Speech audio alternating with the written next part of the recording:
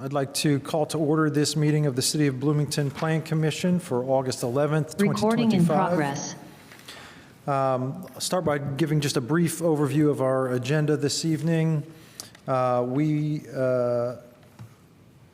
have several petitions that continue to be tabled, including SP 24-22, Cutters Kirkwood 123 LLC, ZO 34-23, which is some text amendments from the City of Bloomington Planning and Transportation, and ZO 01-25, also text amendments from the City Planning. Those remain tabled tonight. We will hear two petitions tonight that were forwarded to a second hearing from our previous meeting. Those are ZO 03-25 and ZO 18-25, both of which are text amendments to the UDO that we'll hear in full tonight. We probably have a few things, housekeeping to do before we get to those petitions, but let's begin by just calling the roll to make sure we've got quorum here tonight. Enright Randolph. Here. Ballard. Here. Burrell. Here. Seabour. Here. Korodke. Here. Holmes. Here. Kinsey. Here. Smith. Here. Whistler. Here. All right, we do have a quorum, so we will continue on through our agenda here. First of all, we do have some minutes to be approved. I think we have minutes from our July 14th meeting. Are there any questions or comments or corrections to the July 14th minutes? If not, do we have a motion to approve? Move to approve. Second. All right. Do we need, we don't have any remote members tonight, do we? So we can do voice vote on these. So let's just approve these by voice vote. All in favor of approving the July 14th minutes, say aye. Aye. Any opposed, nay. I will abstain since I was not present for that meeting. I can't tell you whether that was. I'm sorry. Two abstains? Three? You're abstaining as well? I wasn't here. Okay, so we have the ayes carry it with 3 abstentions. So that is approved. The minutes are approved. All right, do we have any reports, resolutions, or communications from commissioners? Any from staff tonight?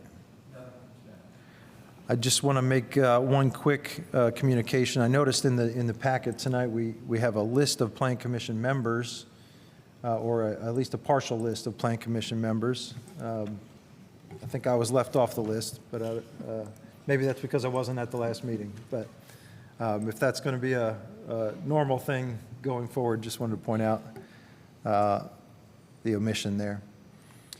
All right, anything else before we get to our petitions? We good? Okay, let's start with ZO 03-25. It looks like Eric Grulich is going to be our case manager on both of these, so take it away, Eric. Thank you. This is a request from the city. This is a part of several amendments to the use table. This is the second hearing for some of those amendments. We heard some of those amendments at the July hearing. 5 of those were approved from the Planning Commission to go to the City Council and were actually recently introduced. So this is the second hearing for 2 of the petitions that the Planning Commission voted to hear again. So tonight we will be hearing the petitions regarding single room occupancy, and that's case ZO-03-25, and then a second petition for changes to the use table regarding urban agriculture, commercial, petition ZO 18-25. So we'll start tonight with the first one regarding single room occupancy. And this was initiated from a resolution from the Common Council directing the Plan Commission to prepare new language within the UDO to address a land use to be known as single room occupancy. There were several aspects within their resolution that they wanted the Plan Commission to take into consideration. Those are outlined in the resolution and included in the packet as well as shown on the screen. So in general, the goals of the resolution were to allow for this land use that would be characterized by a facility that has shared common spaces, shared kitchens, shared bathrooms, shared living area, and individual sleeping rooms. The council wanted the Plan Commission to take into account not requiring owner occupancy for SROs. So there was a current land use in the UDO known as residential rooming house that was very similar to the use single room occupancy, but it did have a requirement for owner occupancy, and the council, as part of the resolution, wanted to remove that specific component. They wanted to allow these within residential neighborhoods and ideally require or allow these as permitted uses. So the staff, as well as Planning Commission last time, has been doing a lot of research on these uses, coming up with some standards that would be applicable or possibly be incorporated in this. Certainly single room occupancies are something that you see in a lot of communities. Typically they're involved with buildings that are hotels that want to be converted into apartments. Occasionally these are purpose-built facilities. However, one of the challenges that we found in researching as a community standards is most of the time these uses were not being incorporated within established residential neighborhoods. You would see this use happening in commercial areas, multifamily areas, but it was not common to find legislation that dealt with these in single-family neighborhoods. So that was one of our challenges as we came forward with legislation for this. Also, obviously, with this being a community that is highly occupied by rentals for students, we had to be very careful and mindful not to make legislation that was just going to be an avenue for increased occupancy for student rentals throughout the community. So there were certainly a lot of challenges that we dealt with as we were coming forward with this. So what we were proposing, and I'll step through just some of the slight changes that have happened since the last hearing in July. We are still proposing that this be treated as a conditional use in the R1, R2, R3, and R4 districts, and permitted uses in all of the other districts. And there are use-specific requirements or restrictions that go along with this. So on the screen now is the language that was heard in July. So in July, we had proposed a 3-bedroom limitation in the R1 and R2 district and a 5-bedroom limitation in the R3 and R4 district. We had some language in regards to occupancy that tried to fold in the current language within the UDO for the definition of family in regards to the treatment of individuals that are all related, whether by blood or marriage or foster parent responsibility. So we've modified that language a little bit. In the language that was heard in July, there was a component that restricted the presence of bathrooms within each bedroom. This language was written in there because very often as we are reviewing building plans and floor plans for purpose-built student housing, in every situation we see bedrooms that have bathrooms directly accessed from that. So we were trying to filter out that particular element. The other language that has stayed the same, though, is as part of the conditional use approval, there would be a 150-foot buffer that would be created around each approved SRO, where another one cannot be approved within a 2-year time. In addition, if the owner of the property or their hand-registered agent had a violation within the past 3 years, they would not be eligible for the conditional use approval within the single-family neighborhoods. So that was the language that was heard in July. Since then, responding to a lot of the comments that we heard from the community at that meeting, we've changed some of the language in the proposed legislation. And so what we have tonight, and I'll just kind of step through each of these individually and point out the things that have changed. So we are still proposing a maximum bedroom limitation within the unit within the single-family districts, R1, R2, R3, and R4. A maximum of 5 bedrooms are allowed within that unit. All other districts would not have a maximum number of bedrooms. A maximum of just 2 adults per bedroom is the proposed language. So this was a slight modification from what I mentioned earlier about folding in some of the language from the definition of family. So this language with a maximum of 2 adults per bedroom would not regulate children. It was advised from the legal department not to regulate or attempt to regulate children, as this can possibly infringe on some of the rights from the Fair Housing Act. So we have not folded in any language for that in regards to children. There is still the language regarding the 150-foot buffer that would be created as part of the conditional use approval. The language regarding the no notices of violation within the past 3 years is still part of this. So we did change one of the aspects for the next one here regarding the ownership of the property. As I mentioned at the first hearing, we heard a lot of support from members of the community that they could be in favor of this legislation if there was a component requiring owner occupancy. So we wanted to respect that, and so we folded in language here that says within the R1, R2, R3, and R4 districts, the owner of the property must live within the dwelling unit or be a registered nonprofit. That would give a path for certain nonprofit organizations that do try to specialize in this type of housing to allow for them to create these uses. There is still the same language regarding the design of an SRO to be compatible with surrounding properties for situations where they come forward for a conditional use approval in the R1, R2, R3, and R4 districts. So those 3 changes in regards to the 5 bedrooms that are allowed per unit, 2 adults per bedroom, and then that the owner has to live there or be a registered nonprofit are the only changes of substantial amount that have happened. There was a slight change in the definition of single room occupancy, just to change the wording from a residential facility where individuals rent individual rooms and share common facilities such as kitchen. We changed that to including kitchen, bathrooms, and common area to make it clear that you do still have to have those common area components. This was a change resulting from taking out the language regarding every bedroom is restricted from having a bathroom. Certainly there might be situations where a sink or a toilet to some degree might be a component within a bedroom, but there should still be a shared common bedroom or shared common bathroom within the facility. So just a small change to the definition of single room occupancy. There are a few other references to residential rooming houses that would be changed, simply a name change for single room occupancy. So just a few other house cleaning within the UDO as a result of that name change.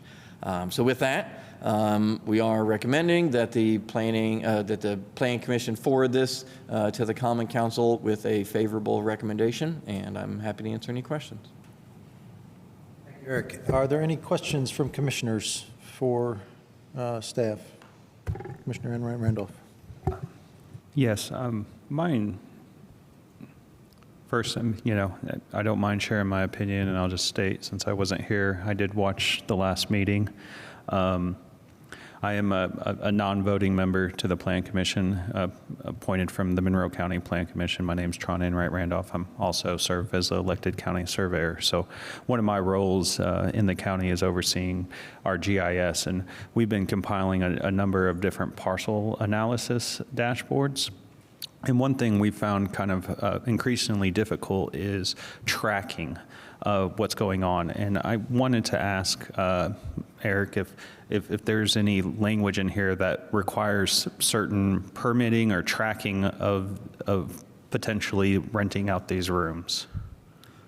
Yeah, so in regards to the establishment of the SRO in the R1, R2, R3, and R4, they would have to be conditional use. So we would certainly have that approval record of where that use is happening within those single-family districts. Obviously, within every district, you'll need a building permit for any remodeling to establish it. So we would have a record in that regard from a building permit. But if your question is, who is using the facilities or renting the bedrooms, that's not something that we can ask or information that we can specifically seek.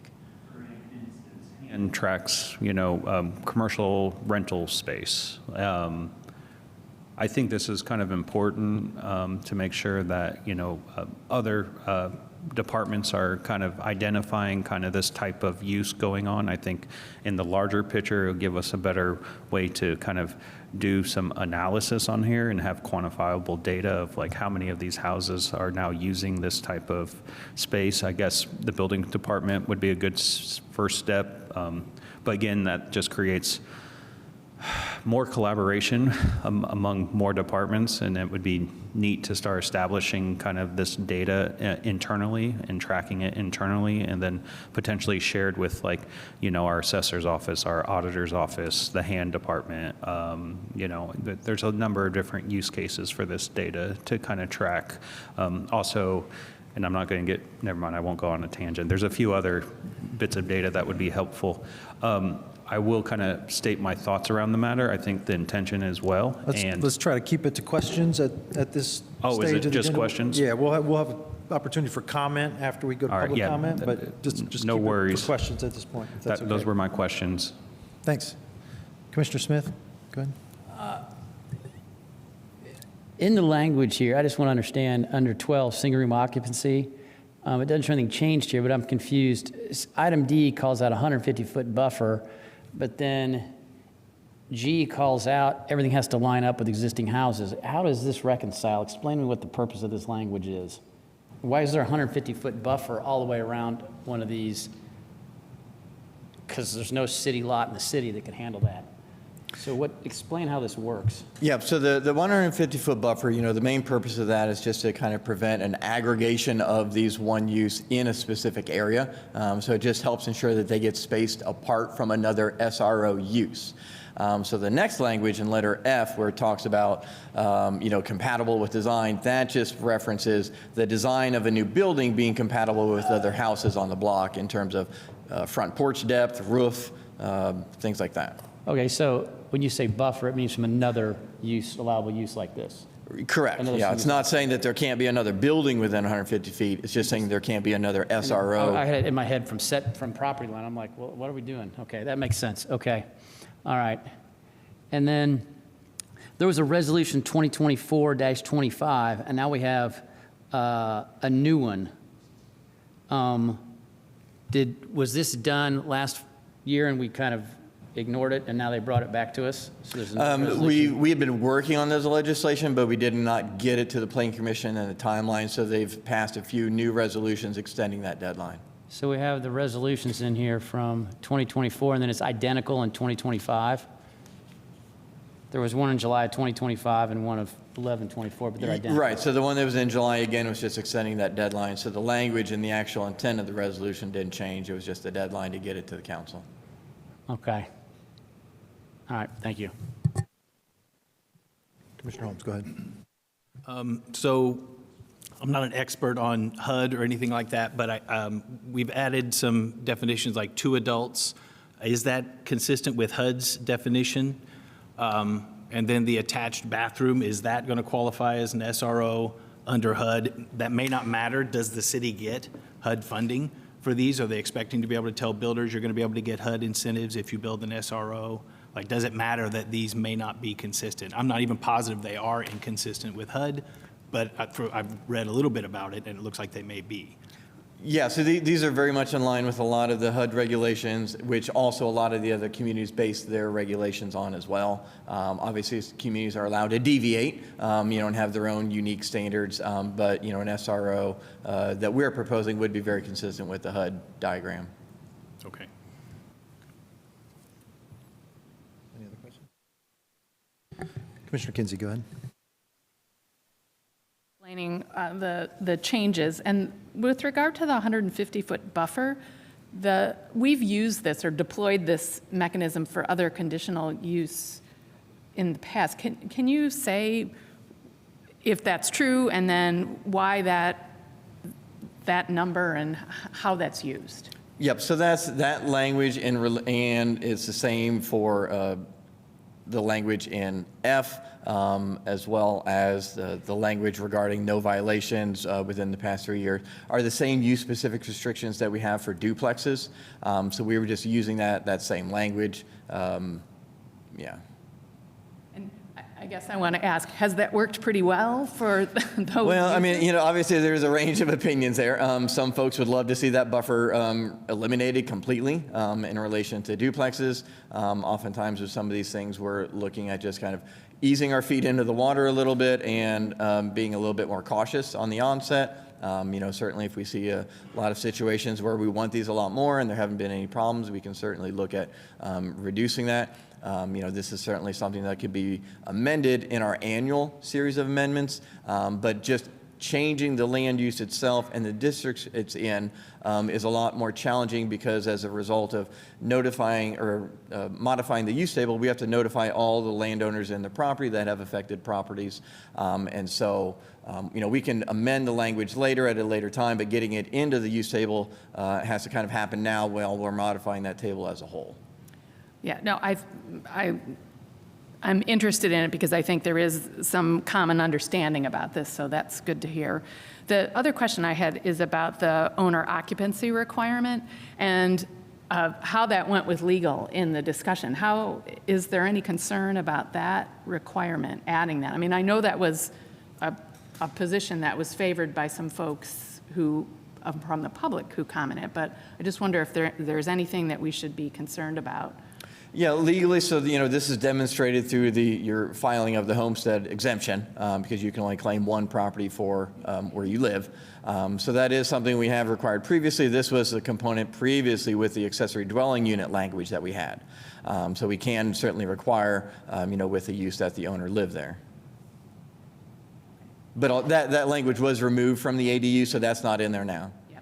Yep. I'm sorry, no, it's true. It's still there. I'm sorry. Okay, thank you. Still there. Okay, thank you. All right, that's it for me for right now. You said HAND will be the oversight group with these for complaints and whatnot? Yeah, I believe that HAND does review rooming houses or boarding houses as they're looked at now. Okay. And also as a conditional use, so hypothetically, kind of like the plexes, everything would go through the BZA for approval on any property. Well, so they don't have to. So Okay. duplexes were specifically written into the UDO that they have to go to the Board of Zoning Appeals. We have not proposed that specific language with this. So it could go to the Board of Zoning Appeals or the hearing officer. Okay. Thank you. Commissioner Seabour. Following up on a question I asked you earlier today was about the parking for SROs. As the maximum vehicle parking allowance table, it says 2 spaces plus 1 space per guest room. And I think the intention was for that to be per bedroom, and just wanted to confirm that with the group. Yeah, so that would be reference to each of the bedrooms within the house. Okay, so potentially we would, if we wanted to make that a change, that would be, Yeah, so certainly you could clean that up to remove the word guest and say bedroom. okay, thank you. Or modify that language to say anything else that you wanted as well. So you could reduce to 2 spaces. You could, propose striking that maximum parking completely if you wanted. But yeah, certainly an easy fix would just be to condition of approval to change guest to bed. Great, thank you. Any other questions from commissioners?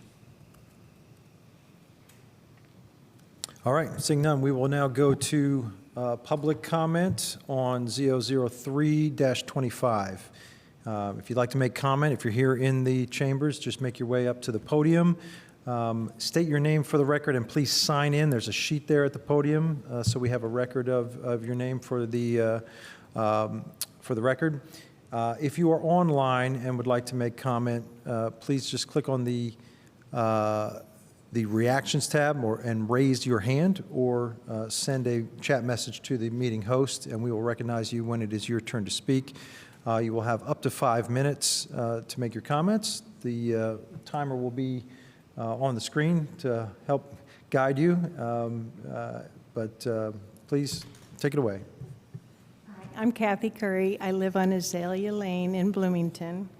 And I understand that the original purpose to amend the UDO was to provide affordable housing. That is no longer, there's no affordability requirement in here. So that sort of gets rid of that.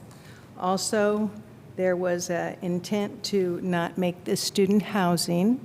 And I appreciate the fact that you changed it as far as homeowner occupancy, but parents of students, IU students, are very smart.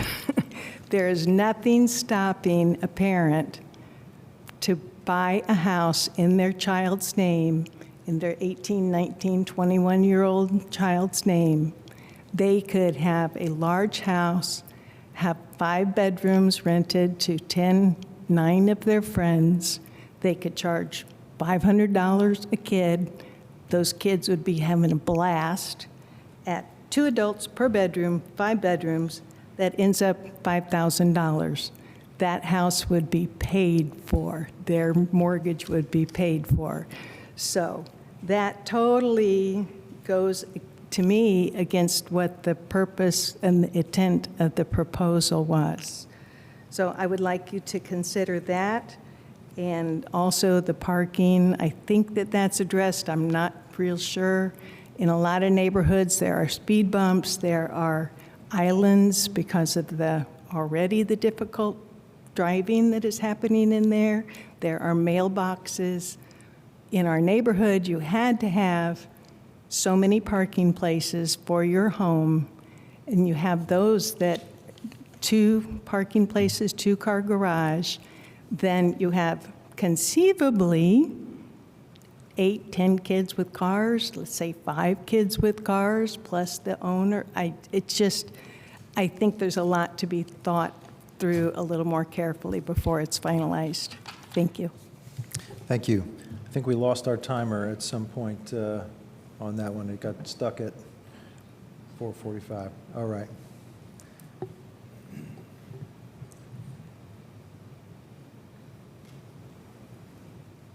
Good evening. My name is Ann Steigerwald. My husband and I watched the last meeting. We Zoomed it, and I really appreciate that everyone involved listened to the comments and made the change that the owner should live on the premises. I think that's a good rule. I listened to a post that the mayor gave. She said she wants Bloomington to be more affordable for young professionals and working class families. This really would not address that at all. The proposal no doubt has excellent intentions. It's not intended for students, and yet it's hard for me to imagine that it wouldn't be used by students. I think it's always important to consider, while unlikely, how a proposal could be abused. If my math is correct, 5 bedrooms at 2 apiece, and that's a big issue, 2 people per bedroom, that equals potentially 10 people with leases of at least 30 days, so they could move out after 32, 33 days. So you could have 10 people and another 32 days, another 10 people. It seems to me if that house were next door to you, there's a potential for 100 people moving in and out of that house legally per year. I don't think I'd like to live next to that house. So please consider keeping the character of our neighborhoods. I'm concerned with that 2 adults per bedroom. That really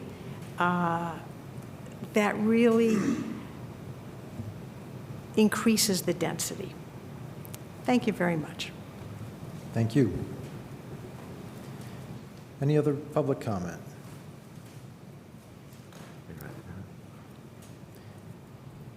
Eric, do we have any online commenters waiting? Yes, we have at least 2 folks that I can see. All right, we'll do one more here in the chambers, and then we'll go to online comment. I can put my reading glasses on so I can see a little better. My name is, I'll take this one. My name is Leo Pilichowski. I reside in Bloomington for the last 25 years. I don't usually come in front of planning commission. In fact, this is the first time planning commission at 25 years in Bloomington. But I think this UDO change is very important and has a great deal of future ramifications and effects on urban areas. Quite frankly, we have boarding houses already in Bloomington, not boarding houses, but boarders in single-family houses. And in fact, in the 2 houses that I've lived in Bloomington, across the street from me, neighborhood streets, there's a house who's with a boarder. It works out really well. It's great. In fact, it's given that, and overall, there's a lot of it. I've seen it when I was in a childhood, growing up, and it's not uncommon that we do it already, okay, in a small 1 or 2 at a time in a few houses in a neighborhood. However, when you're going to write an ordinance like this, you're going to now recognize that officially and put it in your codes. You have to maintain a balance between the need for housing and the need to protect not only your neighborhood character, and I'm not doing this as a NIMBY, but how your infrastructure works and lots of other things like that. I wrote a comment to this commission, and I hope it's in your packet. It was a little late because I couldn't read the packet. But as Eric Grulich said, this is not only in this community, it's lots of other ones. California is an example. And they're now having a problem with doing just this kind of adding SROs and lot splits. They saw it already, but they're really seeing it now in the rebuilding after the Palisades fires. They're getting a lot of units now, new units, and older stuff that's rebuilt, as I pointed out in my comments, that become de facto studio apartment complexes. Here, we're looking at in single families of 5 units. In R4, we're looking at 20 of those, and whatnot. Now, you say, why did we do that? Because I'll explain a little bit of that later, as I did before. So we have de facto ones. And as I said, California's looking at this, and actually from the governor's office down to the local people in Los Angeles and other things, they're actually thinking about changing their laws and their rules and regulations on this. So we have to be really careful when we implement this. Now, this is not just single family, it's also duplexes, triplexes, and quadruplexes. So you're not getting just 5 rooms for each, you could be getting 20 rooms in the quadruplexes, okay?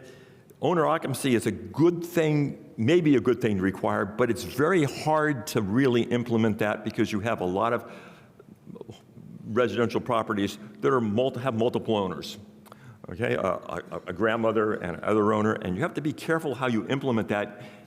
One of the speakers just said, oh, maybe my child owns 2% of it, is that an owner occupancy?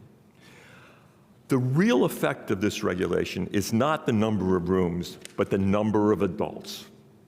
And so rather than regulating the number of rooms, you might want to think about regulating the number of unrelated adults. But we already do this in Bloomington, having 3 unrelated adults occupancy allowances at times with some, you can apply for more, but it's literally 3.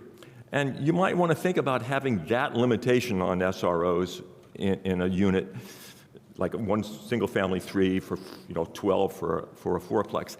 That's probably a better way to regulate it. It also regulates the parking need. It regulates the infrastructure need, sewage, how much usage you make of your infrastructure. And so that may be a better way to regulate. Now, I pointed out to Eric Grulich before the July hearing the problem with bathrooms not being independent in the things. That problem also exists with mini refrigerators, with microwaves and whatnot, to make these units look like studio units. So you can't regulate that. That's why we have to carefully consider this. So I think the commission here may want to take a little more time, or the city too, to really look at the ramifications of what's happening. Thank you for your time. Thank you. So we have at least 4 folks online, if we want to jump to them. Yep, let's go ahead and take some online comments. So Chris Sturbaum is the first one. Chris, you should be able to unmute. Okay, can you hear me now? Yes, we can hear you. Okay, I'm speaking, although I'm a board member of CONA, Council of Neighborhood Associations, I'm speaking as an individual. Good intentions do not always make good laws. There are questions and negatives for every positive in this UDO amendment allowing SROs in single-family neighborhoods. First, let's have 2 people per room because unrelated couples can then rent a single room. Sounds good in this town. But then you can pack 5-bedroom SROs with 10 people or student rentals. There's no control of income. And the game in this town is to rent to students and make a good amount of money. Populate the neighborhood as much as you possibly can to make the maximum income. And interestingly, in a HUD document, they literally define SROs as a residential property that include multiple single-room dwelling units. Each unit is for occupancy by a single individual. That is a HUD quote. So now, too, ownership. Sounds like a great requirement. Sounds safe. But then without specifying 100% ownership, you could have tenants be 1% owners in an LLC based on their lease, and you've worked around the requirement. Ownership could also be a nonprofit. So the idea that a homeowner would be able to rent a couple of rooms to people affordably to help their income or have a caretaker stay isn't always what you're going to get. So the change from 3 rooms to 5 in all zones, possibly the worst idea. Those 5 bedrooms in multifamily zones, fine. But one of those on any block where you're parking on the street, it just overwhelms the parking. It just takes over the neighborhood. With 3, you might have a person who really lives in that house but rents out some bedrooms. But with 5, you're obviously targeting investors, as no single homeowner is going to rent out 5 rooms in their own house. That's obvious. Finally, removing the prohibition of attached bathrooms. Less restrictive, better accommodations, right? But then it'll simply allow existing multiplexes to convert to single-room occupancies and increase their occupancy and income without a single modification. Just fill each bedroom with 2 people. Nice ideas, but with the limitations on controlling owner occupancy or rent, or even the number of related individuals in one room, this SRO ordinance opens the door for the good actors, but leaves it open for the bad actors. These dense SROs should be fine in multifamily zones, but they simply have the potential of over-occupancy and harm to the single zones of R1 through R4. If the point is that you no longer believe in single-family zoning, then you should say so. If the point is that you no longer believe in single-family zones, say so, but otherwise please recognize the harm that a well-meaning but carelessly conceived UDO amendment will have on Bloomington neighborhoods. The reason this is in front of the Plan Commission before going to a council is so you will apply your expertise to review this proposal before it becomes law. Please don't send this back to council with these built-in flaws. For all the intended good in this amendment, it will do more harm to neighborhoods than good. This amendment is not ready for prime time. Please delay it, please revise it, possibly take them out of single-family neighborhoods. There are plenty of multifamily neighborhoods where this will really help. But it's interesting that in looking over other communities, very few, if any, had what we're proposing, which is 5 bedrooms with 2 occupants each. The number of SROs that qualify for that and look like what we're proposing was next to 0. So think carefully before you send this back to a council that's just going to probably rubber stamp it. Thank you. Thank you.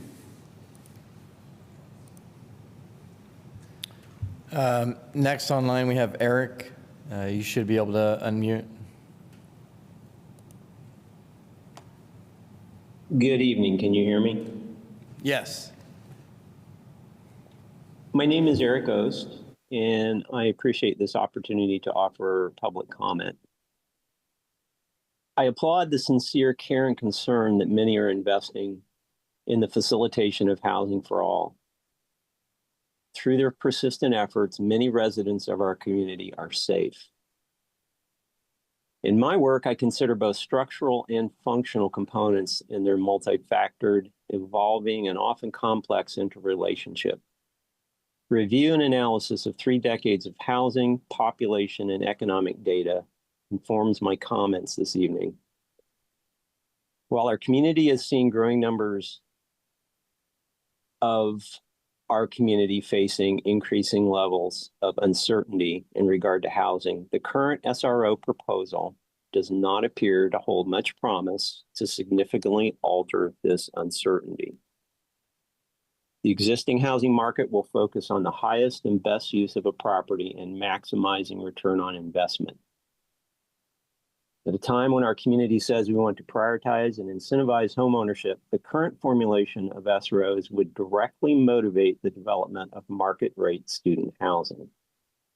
Since the introduction of the July version of the SRO petition, the number of adults per bedroom is increased by 100% from 1 adult to 2 adults, and the number of bedrooms in all residential zones has been increased from 3 bedrooms to 5 bedrooms. Existing covenants and the market will have the combined effect of focusing the development and construction of SROs in neighborhoods that are already dense and already predominantly market rate rental housing. I'm sorry, I have to skip forward here.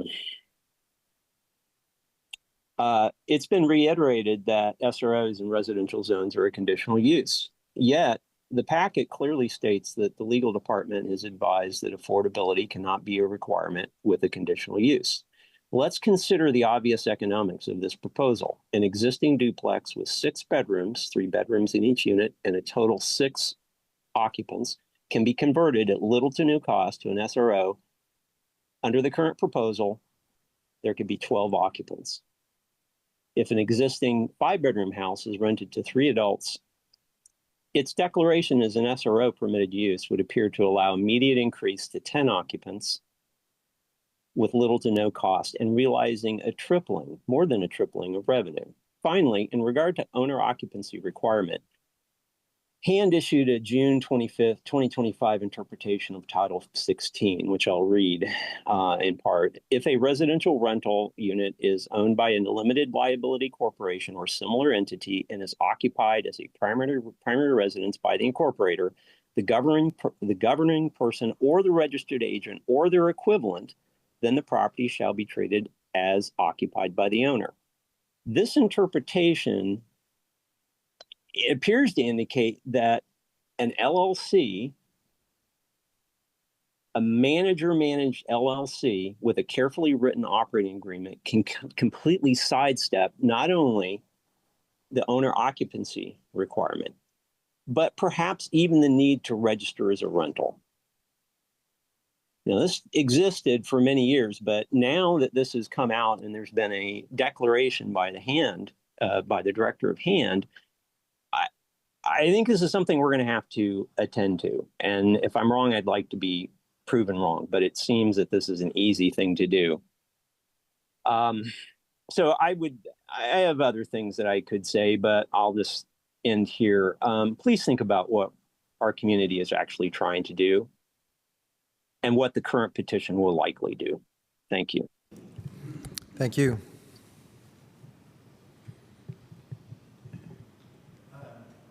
We have 2 more folks online. I don't know if we want to see if there's anybody else here in council chambers or just. Let's go ahead and finish the online comments, and then we'll come back to the Wendy chambers. Bernstein, you should be able to unmute.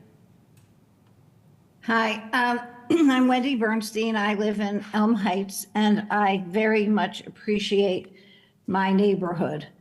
An old core neighborhood with lots of single housing and a considerable number of ADUs and not far, and some old duplexes in the neighborhood.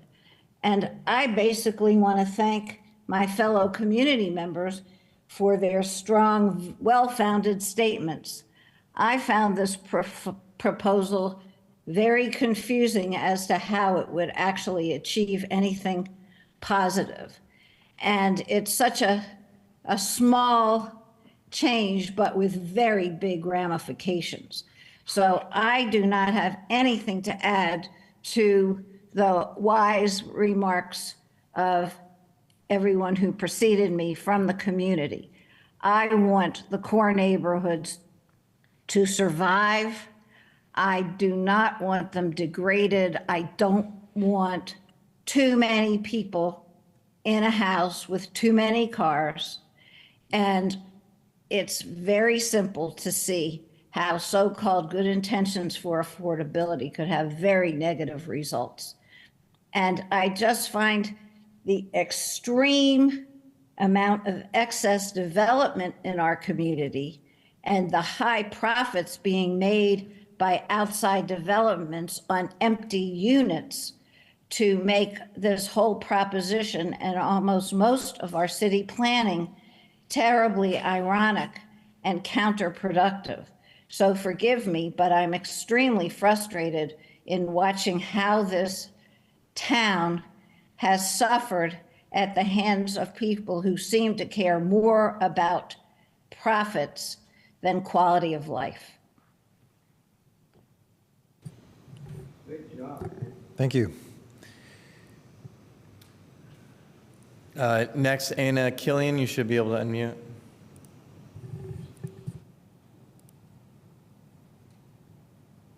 Hi, I'm Anna Killian Hansen. I am the director of HAND. I wanted to just chime in briefly and address Mr. Enright's comment in regards to HAND. So short-term rentals will be inspected or not short-term, SROs will be inspected and permitted by HAND, provided that they are not short-term rentals. So just know that that will be on our radar. And then I did also want to address one of the previous comments. That is not what that code interpretation says. It just means that if you're an LLC, you own an LLC and your child or yourself are living within that unit, then we will consider it owner occupied. We won't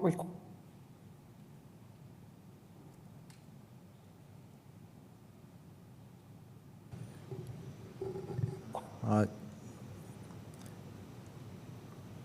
think we lost you there. Are you still there? That is it. That's all for me. Oh, all Okay, right. thank you. Thank you for your comments. Isabel Piedmont Smith, you should be able to unmute. Okay, thank you. Yes, I'm Isabel Piedmont Smith, Bloomington City Council District 1. I'm the one who sponsored the resolution to ask you all to look into single room occupancy. And as has been mentioned, the purpose was to just open up one more avenue for more affordable housing units. So I wanted to just respond to some of the comments from other people who have made comments this evening. In this, and I can only speak for myself, of course, this was unanimously passed along. The resolution was unanimously adopted, so I don't know what other members of council would say, but I understand the concerns about 2 people per bedroom. The intention there was to allow people who are, in couples to stay together if they are maybe coming out of homelessness or struggling to stay housed. Often they want to stay as a couple and support each other. And so that was the intention for allowing 2 per bedroom. It could be changed to 1 per bedroom in the R1 through R4 districts. That I wouldn't be opposed to that. As far as the ownership and having parents of students buy a house and then the student lives there, which of course goes against the purpose of affordable housing. I would be also willing to consider in the R1 through R4 districts, it's only allowed if a nonprofit is running the SRO. To become a nonprofit, you have to go through many different steps, which I doubt anybody would pursue if they're not, if they're just trying to make a quick buck. If we limit to one per bedroom in R1 through R4, and if we allow only nonprofits in R1 through R4, I would recommend just making it a permitted use, because we've really narrowed it down. We've, allowed one adult per bedroom, which is typically what has been allowed. I mean, there's a possibility that it would be a 5-bedroom house. We could tinker with that. But I know that things going conditional use are problematic. The BZA, I've heard, complaints from the BZA that all this conditional use is really burdensome on them. And frankly, if we think it's an appropriate use, then we should just put conditions on it that apply across the board and not go case by case. I'm not a fan of conditional use. So if we put back all these safeguards, 1 per bedroom, maybe reduce from 5 to 3 in some of the residential districts, allow only nonprofit ownership. I mean, these are pretty strong safeguards. And then I would say, if the Plan Commission decides to do that, let's just make it permitted use. So that's all I've got. Thank you. Thank you. Okay, we will come back now to the chambers. Is there anyone else in the chambers that would like to make public comment? We do still have one more person online, Pam Weaver. All right. Pam, you should be able to unmute. Okay, I'm unmuted. It's all good? We can hear you. Go ahead. Okay, fantastic. I actually am attending the meeting primarily because of the next subject about the urban farming, but as a longtime resident of the Bryant Park neighborhood and also having rentals in Bryant Park myself, I've just been listening to these comments and felt like I needed to make comments because I'm not completely in alignment with most of the comments that have been made in a couple of ways. The first thing I think is that when the UDO was revised last time, I was heavily involved in that. And at that time, I did spend some time actually looking at who owned rentals at least in Bryant Park, and actually very few outside companies owned. Most were like me, who lived in the neighborhood or lived somewhere else in Bloomington and owned like maybe 1 or 2 places. I mean, I literally looked at the records for the lot. So I think it's kind of overblown that everybody comes from the outside, number one. Number two, I think student ownership. Students, like if in this SRO, as y'all have been saying, I guess it's okay for parents to own the place and the student comes in as an owner and then can rent bedrooms. And I think there's an assumption here that the student who is the owner is somehow wealthy. And I can tell you that when I and my husband were saving money for our 2 children to go to school, we actually considered lots of options. And one of the things we did when each one was born was we scrimped and saved to buy a rental near where we were at the time, which was Indianapolis. And knowing that we would be able to do a 1031 exchange to help offset costs for our children to go to college. And that was part of our college savings plan. And yes, we thought, yeah, this is great. We'll be able to save some money on living expenses if our kid can essentially live there for free while they're in school. So there was not, like in our case, we're not super wealthy or whatever at all. And it turned out that we didn't do that, but it was not the case, that it was because we wanted to maximize our profit, et cetera, et cetera. We just wanted to make it more affordable for our own kids to go to school. And the third thing I want to say is that we talk a lot about affordable housing, but we know, and I'm like 100%, 190% for affordable housing. I've often rented to folks who are, I'm losing my mind here, can't think of it, who have assistance in my house in Bryant Park. And so, I could maximize it and make more money, but am cognizant of people who need affordable housing. And the thing is, there isn't enough housing. So I don't disagree necessarily that if we open this up to SRO, and it could be that there is a bump where we end up with a lot of people in the neighborhood, and we end up with some people who are able to buy a home and convert it to an SRO, end up with a lot of money. But I mean, just the laws of supply and demand say that right now, everything is at a premium in part. And the reason why people are willing to invest is because there isn't enough housing, full stop, for students, whether they're wealthy or not, for people who are homeless, for young families. There just isn't enough housing.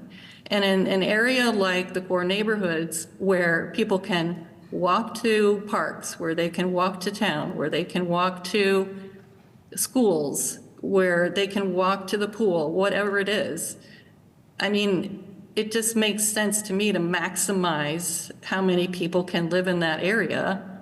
And if you want to live in an area that is 100% for sure just single family, then maybe go to a place that has covenants and go to a place that, anyway, I think over time, and maybe it's not enough time, maybe it would take longer than most people would like, but over time, if there is more housing, 10 seconds. then naturally the housing will come down in price. So I just wanted to make some counter comments. Thank you. Thank you very much. We have one more person online. Carrie, you should be able to unmute. Hi, I'm Carrie Winderman, and I live in Winslow Farms. And I was on last time when this issue was addressed. And my comments are, what I liked hearing this evening is the one adult per bedroom. I think that that's just really wise. I appreciate that the council listened and had owner occupied as a stipulation. Two speakers back, I wasn't really clear on, so only nonprofits are going to be able to do the conditional use or get the permit, whichever way it's going to go? I mean, that was a suggestion, but I'm assuming it would be nonprofits and people who actually own a home and live in it and want to rent a room out. So anyway, I was a little confused by someone's comment.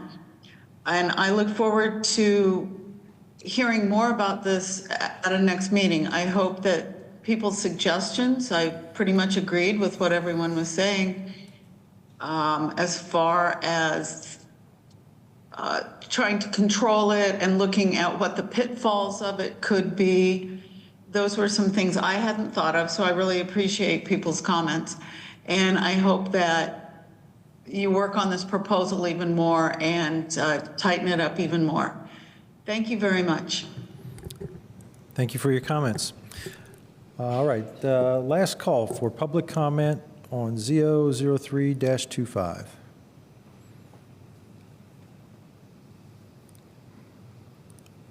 All right. I don't see anybody else online. If there is anybody else online, please use the raise hand function or send a message via chat.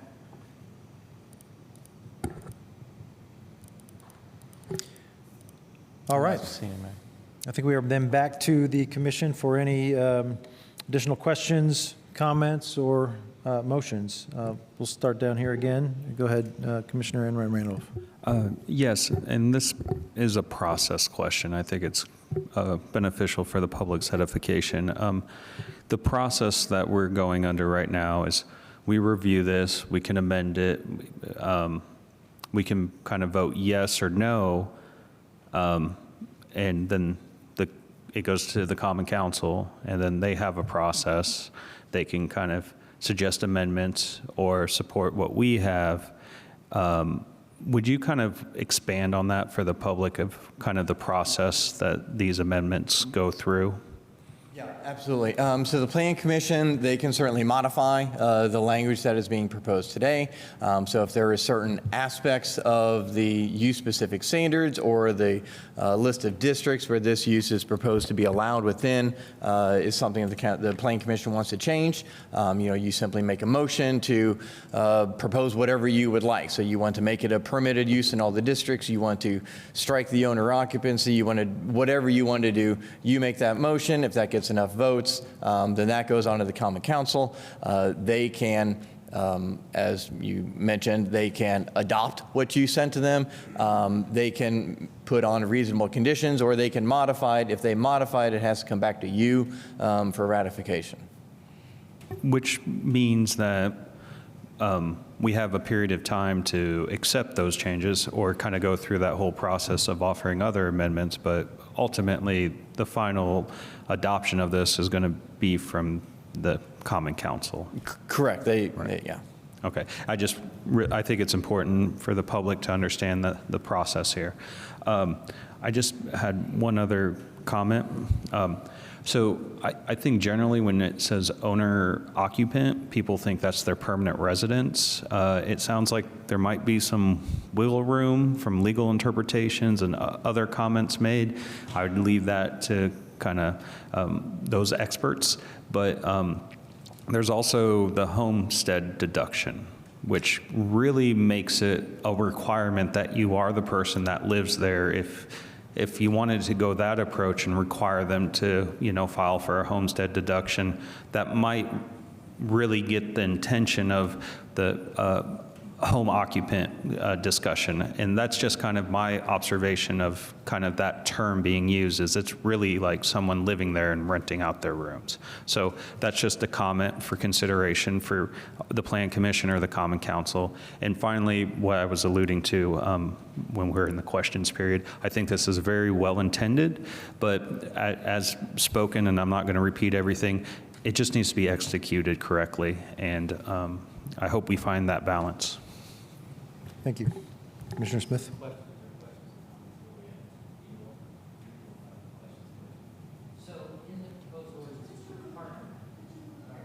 In the proposed ordinance, you have a proposed parking requirement of 2 plus 1 per occupied room, or 1 per bedroom? Yes.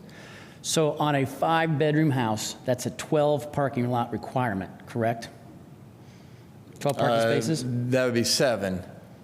So 2 for the... 5 and 7, okay, so 7, okay. 7 for the house, right? There was a comment earlier about how at no cost you could just start converting houses. Currently, duplexes have 0.5 spaces per bedroom.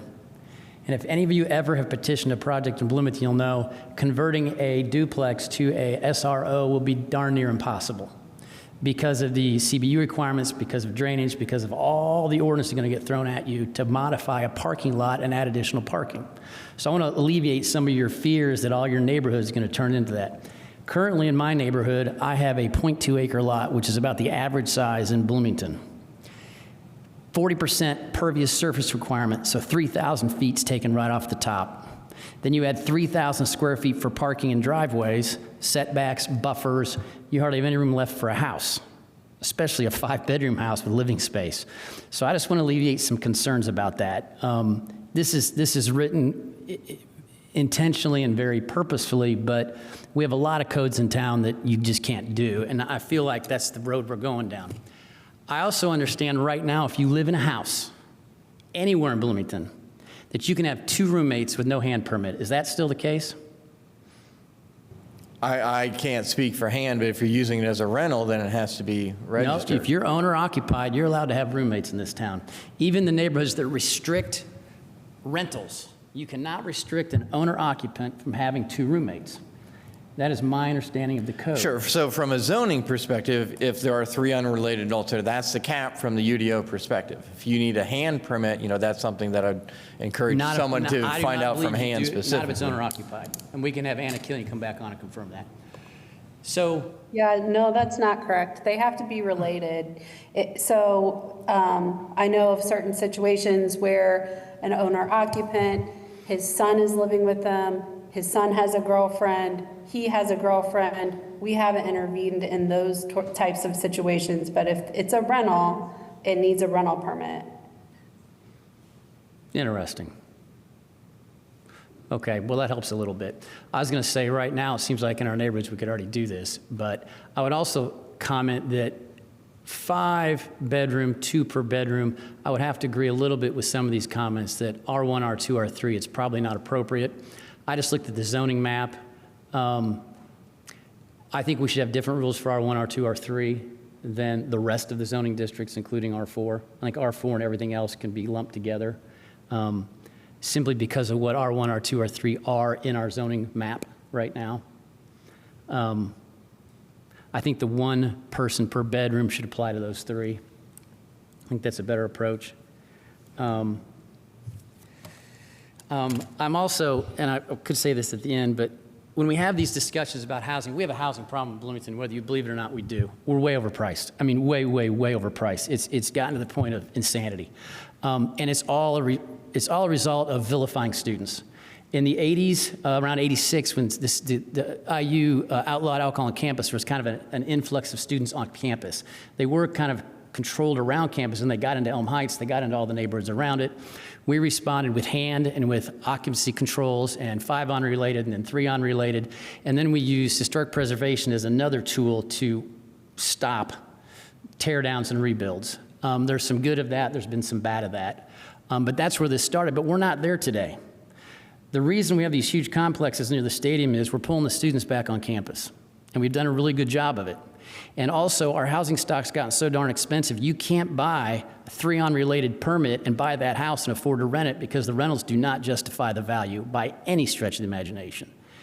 I've talked to my friends who are landlords and said, you need to look at your housing stock because you are underinvested. You need to sell these single-family homes back to families and reinvest that money somewhere else. Maybe on campus, I don't know, somewhere to where real rentals are. So every time we have these meetings about housing, we vilify the students. We raise all these red flags, and there's certain people that are very good at it, and it's mainly the people that are in my age group. We have to stop doing it because we're all here because of Indiana University, and these students have to have a place to live, and not all of them are bad. So I also have a question about, well, I'm going to get down to the next petition. I'm not going to bring that up here. So I think there's some good in this. I think it needs to be controlled by zoning. I don't think it should be in the R1, R2, R3 zone as written. I think it should be limited to 1 and maybe 3 bedrooms. People need the ability to do that. Everybody should have the ability to do that if they live there. And I like Tron's idea of, as they have a homestead exemption, then we'll argue that you live there. Thank you. Thank you. Comments? Interesting topic. So good, great comments from both sides, I think. I think the intent is good, SROs, and I agree with, that we want affordable housing, right? The way you increase that is you increase supply, right? That gives you more affordable housing, higher supply, the price goes down. That's the basic economics of it. The city plan, so the city wants to add density is what that means. So how does the city want to add density? The comprehensive plan talks about this. And I liked it. I read I had never seen it before, but since the last meeting, I looked at the comprehensive plan. And it says things like we avoid high-density forms in single-family neighborhoods. There's lots of places where it says sustain neighborhood character. Existing core neighborhoods should not be targets for increased density. So going with what you said, maybe not for R1 through R3 or R1 through R4. Personally, I would think a good amendment to this would be to eliminate in R1 through R4 entirely. Maybe allow it in R4, but eliminate it in the residential uses. Most of these concerns go away. Most of the concerns of residents who are speaking go away completely if we put these things in multifamily. I think there was also a comment about making this a permitted use instead of a conditional use. So I think that's a great idea. If you want more of these, make it easier to build them. Grease the skids in other ways as well. I don't know enough about the code or what the permitting process is or what people have to go through to build these things. Make it easier. That's what other cities have done that were successful and that produced lots of SROs. There was a San Diego study. They removed all sorts of, barriers and just made the process easier, and it was successful. Let's see. There's no way to make this not student housing, right? I think in vilifying students, people do, some people do want to live next to students, some people don't. The fact is, they're going to be able to live wherever they want to live, and if this is attractive to them, they're going to move in there.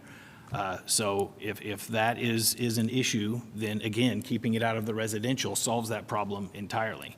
The city's housing stock, and I don't know the full history on this, but lots of houses, single-family houses, were bought and converted into rentals, right? Broken up into multiple units and rented to students. And the city, that's part of the comprehensive plan, the city's trying to sort of gather those back in and make them single-family residents again.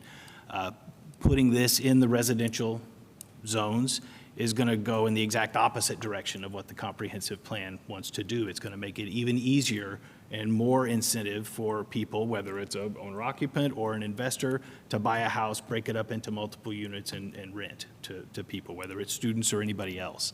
But the economic incentive is going to be there. It's going to move in the opposite direction of what the comprehensive plan wants to do, which is reclaim the single-family home stock from rental.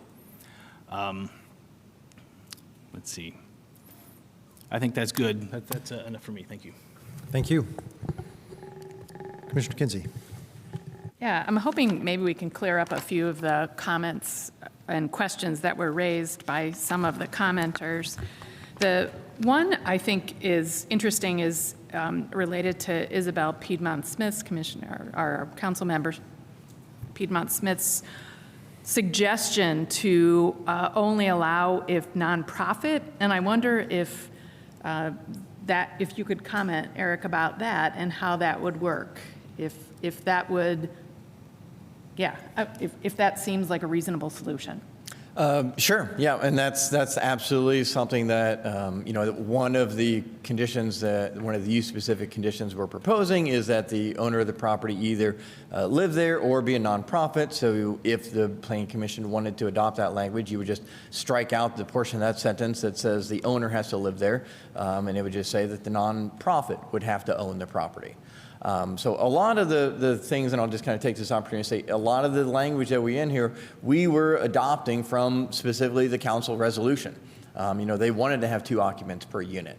They wanted to remove the owner occupancy requirement altogether. And we fully acknowledge that this was going to be a very challenging piece of legislation to bring forward with all of the challenges that I was mentioning earlier of how to not make this just dominated by student rentals. This use already is allowed right now. It's a residential rooming house. It's in the zoning code right now. You can do it in every zoning district except the single family. In the RM and RH, you just have an owner occupancy requirement. The Planning Commission certainly has a wide range of options. You could certainly choose to say that all of the amendment, none of it should be adopted and recommend denial of the whole thing. You can modify it with conditions to reflect Councilmember Isabel Piedmont Smith's recommendation to just have 1 person per bedroom, have it be a nonprofit, make it be a permitted use. However, if you restrict it to 3 bedrooms with all those requirements, all you're doing is what we've got right now. It's just a normal single-family house that you can rent to 3 people. So in order to make this something different, in order to expand the housing options, you've got to make it something more than 3 bedrooms per unit if you're limiting it to 1 person per bedroom. So that's just kind of something to keep in mind is, we're trying to introduce something that is different, that helps give some variety, give some options for folks within the single-family neighborhoods. And so that's the crux of what we're looking at. Yeah, I guess I've been trying to compare the proposed allowable use table to the what is current. And I mean, substantially what we've talked ourselves around here is reverting or just continuing what is already in the current allowed use table, except that we're changing the name from residential rooming house to single room occupancy. Yes, and introducing this as a allowance within single-family districts. Yeah, well, I guess I was thinking about the proposed, or some of the solutions here would essentially take us right back to where we are, except for in the name change. Okay, all right, I can reconcile this. The other question is about the considerations from shifting it to 3 to 5. When we looked at this last month, it was, it had some variation. And now it's all shifted to 5. Can you say a little bit more about what went into that? Was that just to maximize and it seemed more possible to get more space? Yeah, so like I said, we're trying to find ways to make this, add additional housing, so adding bedrooms. So if we added the restriction that the owner has to live there or that it be a nonprofit, that seemed to balance out. That would provide more on-site management, decrease the chance of student rental, make it a different housing option than what would currently be allowed. The 3 bedrooms, like I said, the 3 bedrooms that would be in there for the R1 or R2 or R3, you can do that now. So what is this accomplishing if we have that restriction on there? Okay, yeah, I'm just trying to keep track of all the trade-offs here between last month and this month. Okay, all right. I had one more, and it looks like we got clarity on the LLC, the comment about sidestepping as an LLC, but it sounded to me like that's not, at least from Anna Killian comments, that is not something that can be done, that there are restrictions in place. Yeah, that was something that was more specific to hand, and as the Director Killian Hansen said, that was not exactly correctly stated. Okay. So, like I mentioned, we're just bringing forward legislation that was trying to be in keeping with the resolution. Ultimately, as you guys mentioned, this does go to the City Council for their ultimate review. Okay, thank you.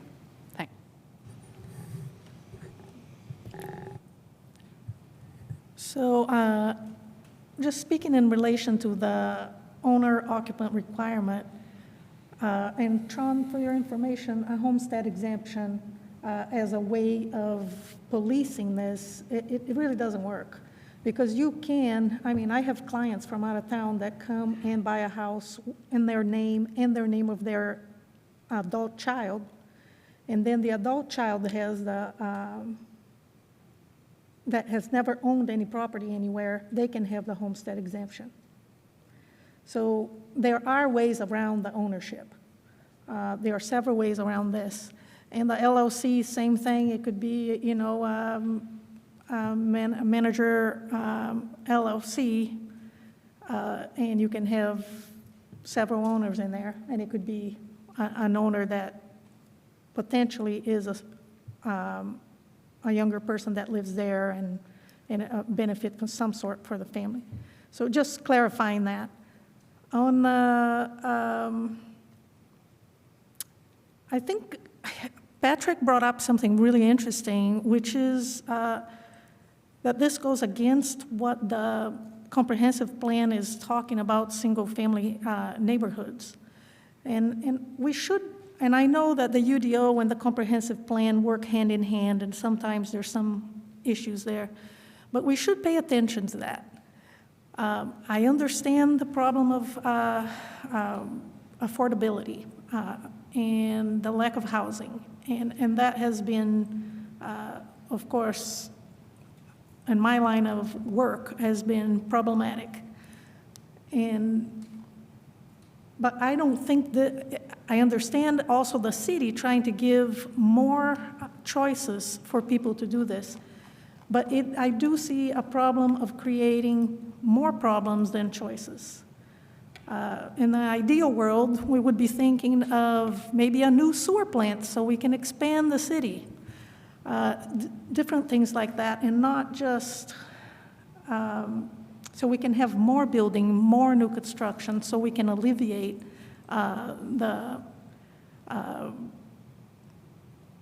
basically more supply.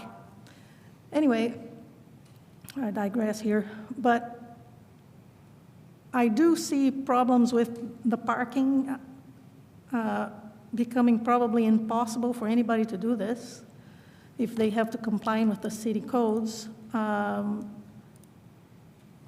And I tend to agree with Isabel, but then we're going back to what it was and making a permitted use for nonprofits. That might be good, but I am in the Board of Zoning Appeals, so I don't think it's problematic for this to go back as a conditional use as well.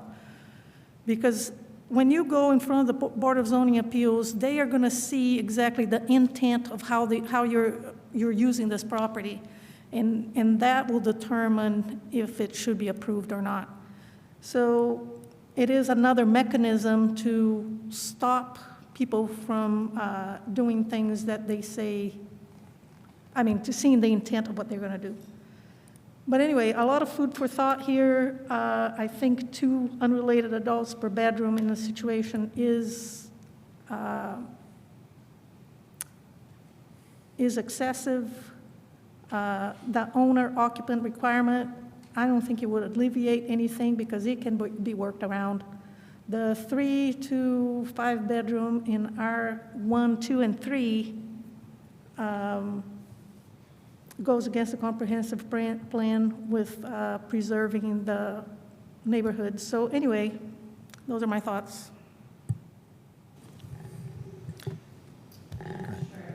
So just curious on the parking so that we can get some clarification since that's been brought up a couple times. Is it a requirement or it is a maximum allowed? Yeah, so the UDO does not have a minimum for this use, it's just a maximum. So the numbers that we were talking about would be the maximum. Okay, and like in some of our neighborhood streets where you take your, I haven't done this in a while, so forgive me if this is not up to date, you would take your rent agreement to come purchase a street permit on some certain neighborhood streets. Is there a cap as to how many, is that related to the rental? Yeah, I don't, in general, you're correct. I don't know the maximum cap of how many on-street permits you would get. But maybe Anna knows that too. If you've got a rental permit for 3 occupants, maybe there's only 3 parking permits that could be issued. I don't know. May not be worth discussing, but just wanted to clarify that. And then I was curious, were you going to answer that, Jackie? Rental, if you're in a single family house, you can get a permit in a district that's restricted. I believe it's 1 permit per house and 1 guest permit. Okay. And so, they have rules, so I don't know that we know that SROs would even be able to get permits, which is why, a lot of, like Chris was mentioning, like Commissioner Smith was mentioning, might be restricted by parcel size if they can't park on the street. Correct. Okay, great. And then, I guess I think that there's been a lot of really good conversation around this. I understand what we want to accomplish in the city, and I agree with a lot of the things that Commissioner Smith, Patrick, and the others have shared, as well as City Council Member Isabel Piedmont Smith. I guess I'm kind of almost where I think Commissioner Kinsey is, where we may have sort of talked around this to where now we're changing the name, but we're not actually making any other changes to the uses. So just think that we maybe need to have a little bit more conversation about that. Thank you. For the sake of time, I've just bullet pointed some points I want to make.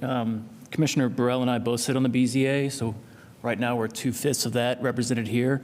I very much agree with what she's saying. This is similar to the plexus issue that everybody was up in arms about, and there was all the signs around all the neighborhoods saying, don't overrun our neighborhoods.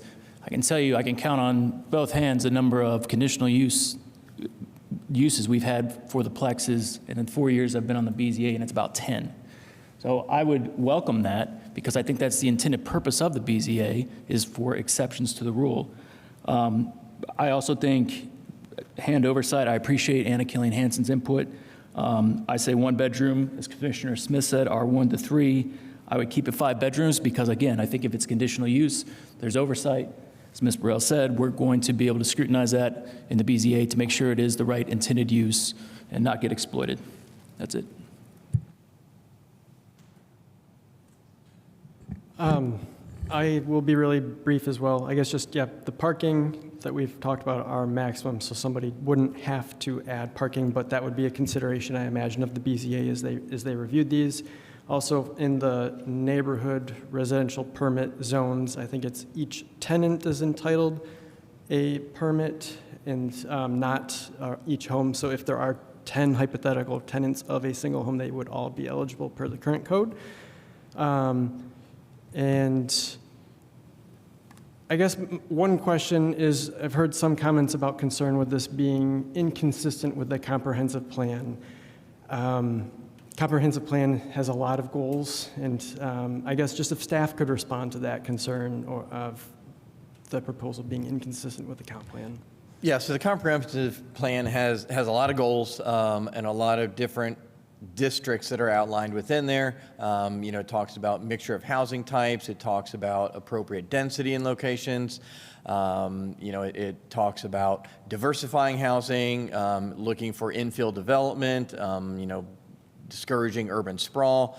And so, this resolution from the council certainly matches a lot of the goals of the comprehensive plan in terms of diversifying housing options for folks, looking for ways to achieve affordable housing, even though there's not an affordable housing component with this specifically. The hope for, and with a lot of SROs, because you're only renting a room and you've got more people in there, hopefully that makes the rent more affordable.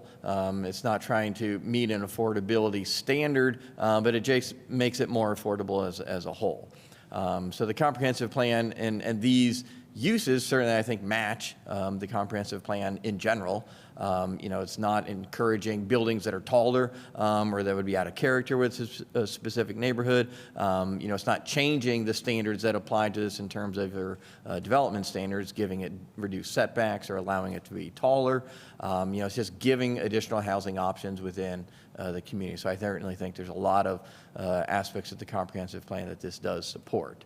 As I mentioned, and I'll just kind of repeat this again, the Common Council passed a resolution directing the Plan Commission to bring forward this legislation, keeping in mind the 7 things that are in that resolution. We can certainly we have to make sure that we are keeping with the intent of that resolution.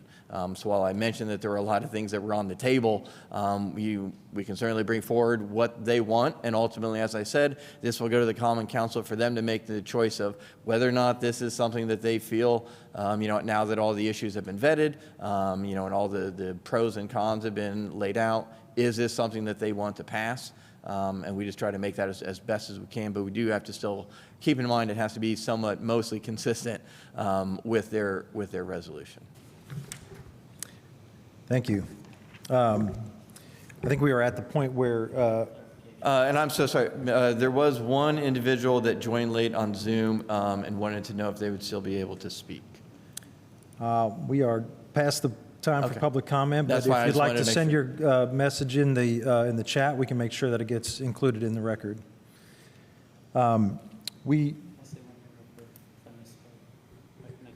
Sure, go ahead. I missed the word maximum the parking. The speaker online was right. There's no parking requirement at all for these.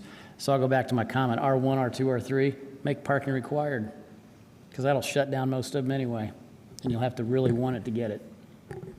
So. All right.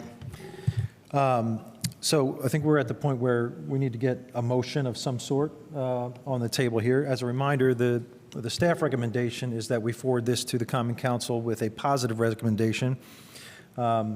Other options, of course, are to forward it with a negative recommendation or with no recommendation at all. We also have the opportunity to offer amendments here. But I'll just remind everyone that we've been here in very, very similar circumstances before. The Common Council is far from a rubber stamp.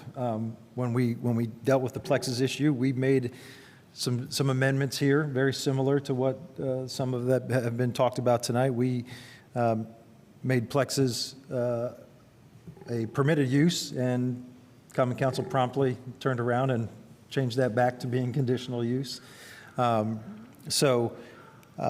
Certainly, any member of this commission is welcome to offer amendments, but I would suggest Common Council is going to have the final say on this, and probably is going to shape this into the form that they want to pass, regardless of what we do here tonight.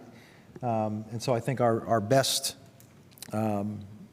role here is simply to give them guidance on what we think is best. So with that, I'll entertain any motion that anyone would like to make. I'd make one. Go ahead. Brief comment for the motion. The residential rooming houses that we currently have are limited to 4. And if this passes even without R1 through R4, there are unlimited number of units that they can build as SROs. So it is a big expansion, even without R1 through R4, the way I read it. So I would move, and I don't know if I'm doing the proper language, apologies, but I would move that we remove the R1 through R4 uses and then pass.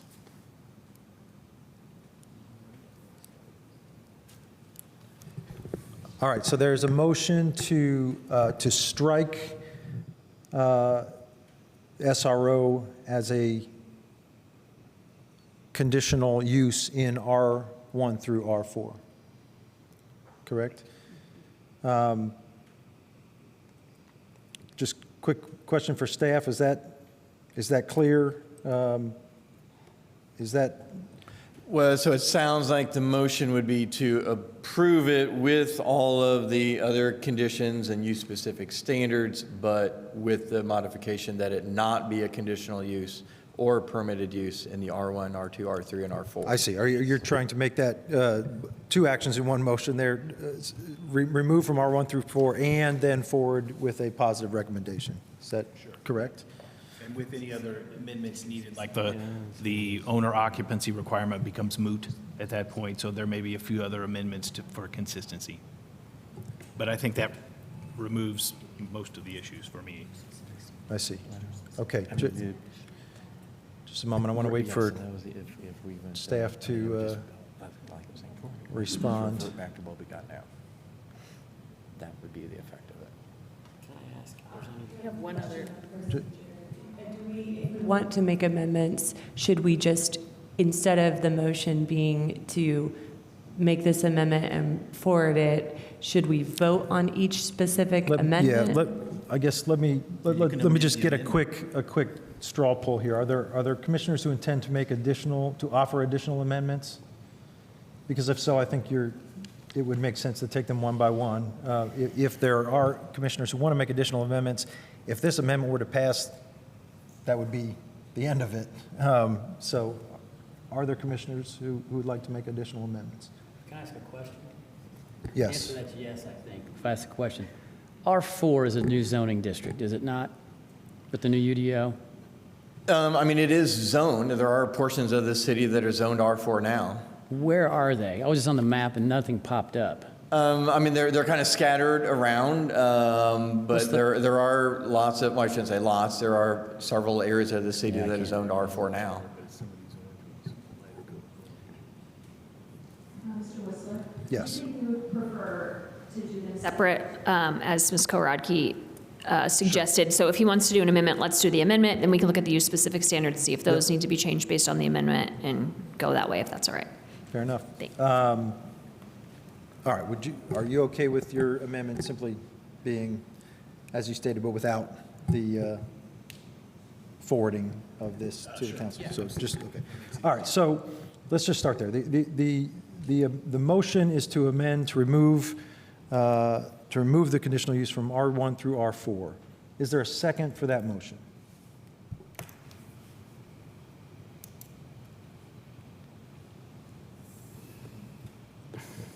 Last chance. Is there a second for that motion? All right. Well, that motion dies due to lack of a second. Are there other motions that commissioners would like to make at this time?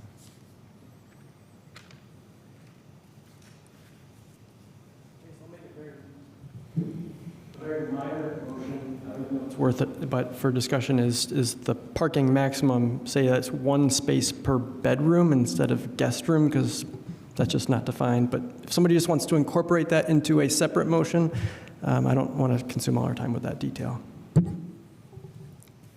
Okay. I would second that. It's a minimal, modest, minimal.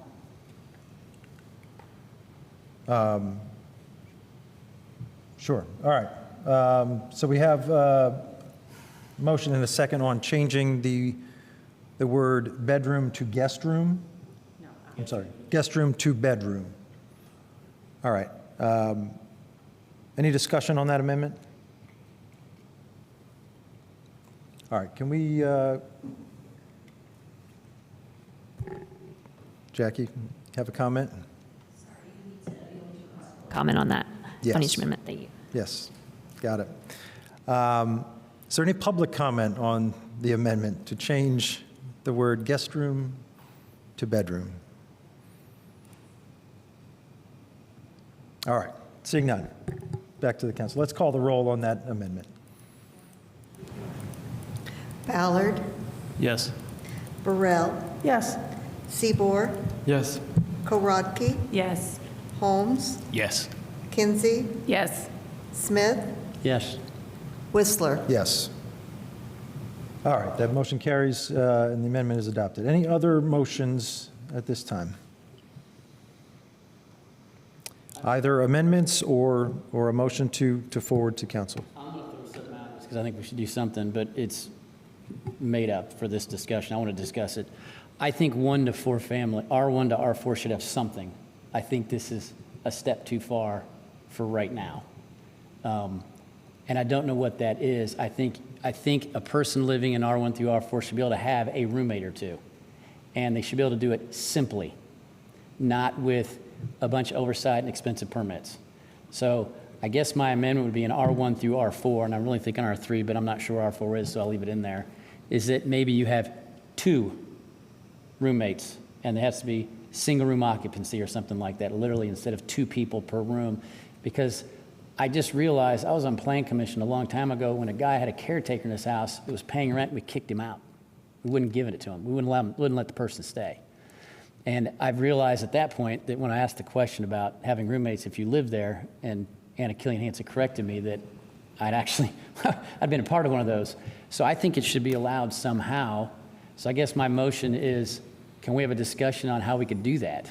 Well, Should I send it back to staff and say, come back next month? Yeah, I mean, I think I don't think what you proposed is specific enough to Right, so- incorporate as an amendment. So I think if that's what you How want about to this? happen, the motion would be I to move continue this it to, and ask staff to come up with something a little more palatable for R1, for R4, instead of just completely taking it out.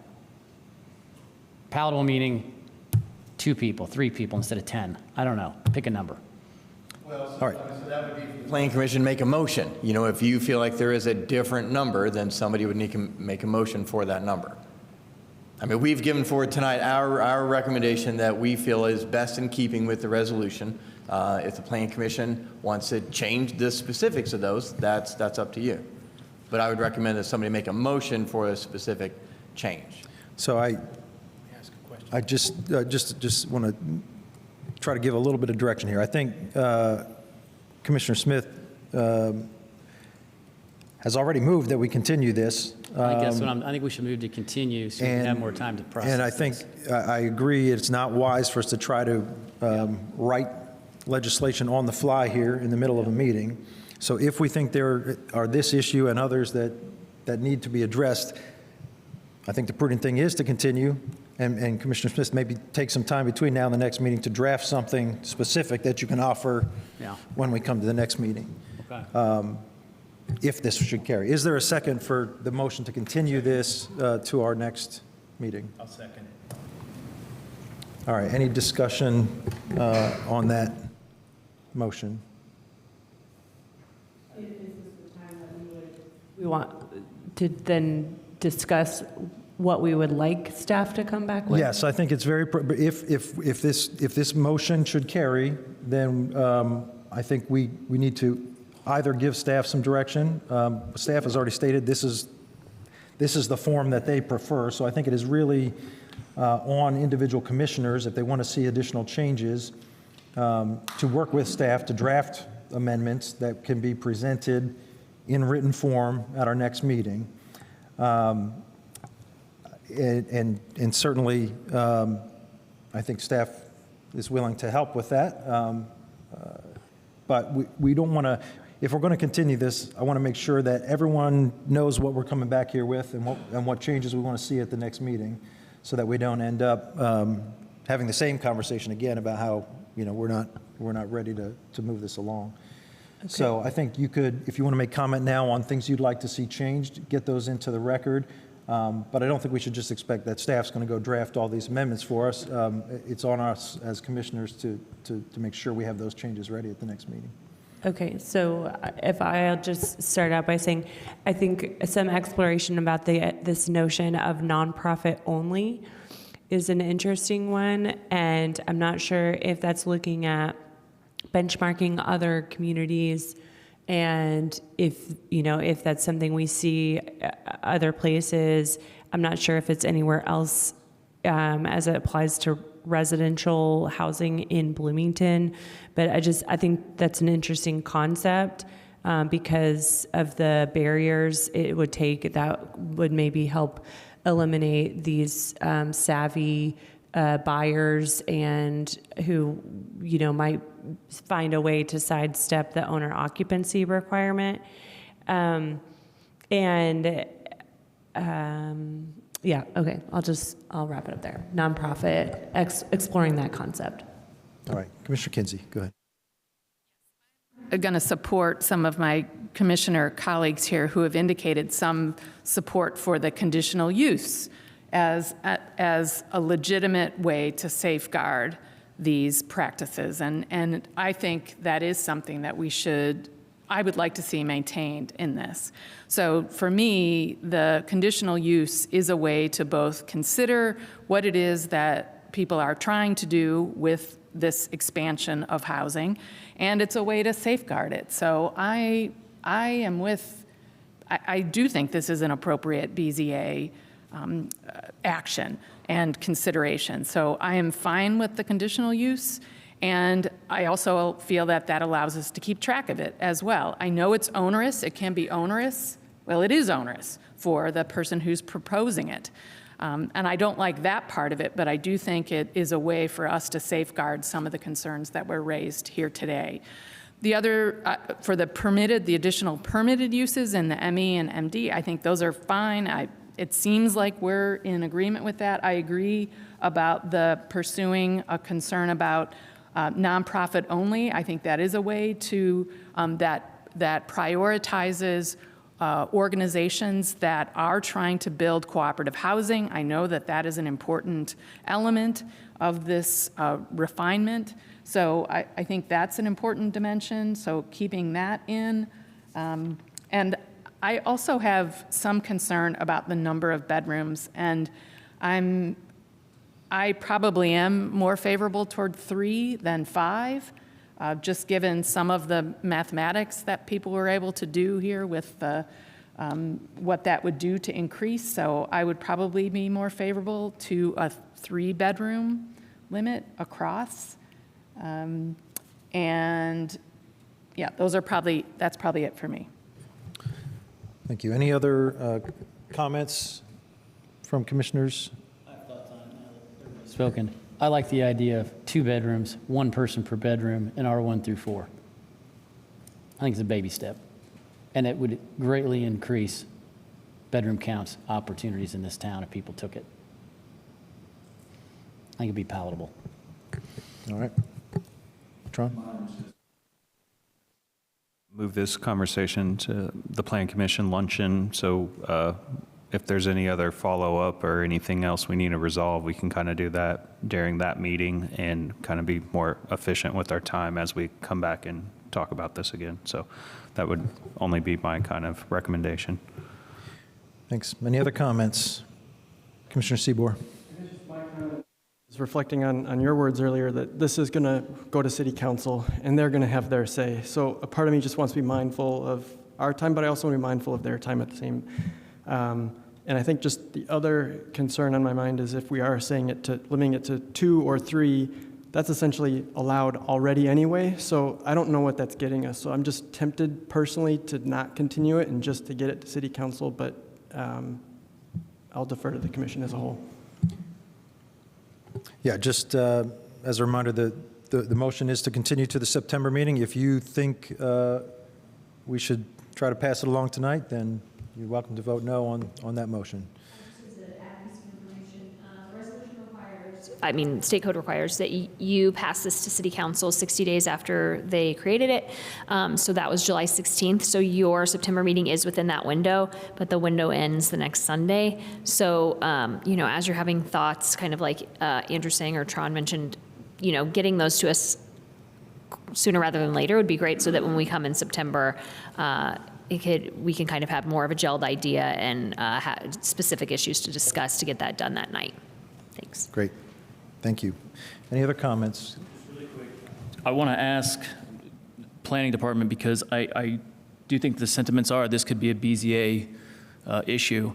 And I think right now there's too many cooks in the kitchen. We've got way too many opinions flying around, I think. I think to take action with it, we make it a conditional use. Let the BZA decide. Do you as planning staff think that's are you capable of taking that kind of load on? As we've got written right now, we are proposing it as a conditional use. So as you're certainly aware, being on the board, with that, as long as it meets the use-specific standards, then, those should be approved. You're just reviewing, in essence, the location. Is that location appropriate for an SRO? And so that was kind of the approach that we were taking, was that the BZA would undertake, an aspect of review of this for the location, and again, just making sure it meets all the use-specific standards. Okay. All right, thank you.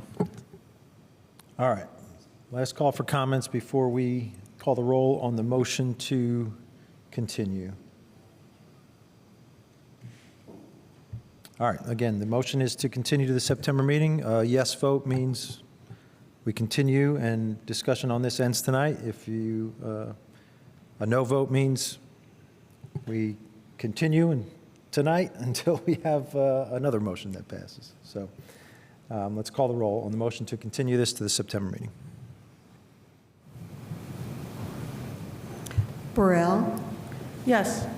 Seabour? No. Korodke? Yes. Holmes? Yes. Kinsey? Yes. Smith? Yes. Whistler? Yes. Ballard? Yes. All right, that motion carries. So this petition is continued to our September meeting. We will now move on to our next petition this evening, ZO-18-25. Again, we have Eric Grulich to present. Actually, I'm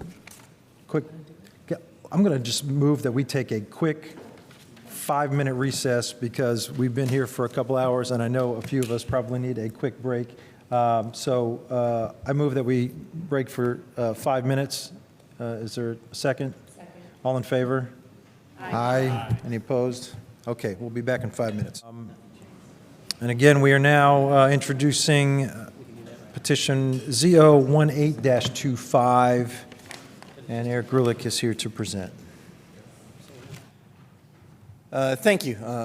Eric Grulich, Development Services Manager, here to present the second petition for tonight.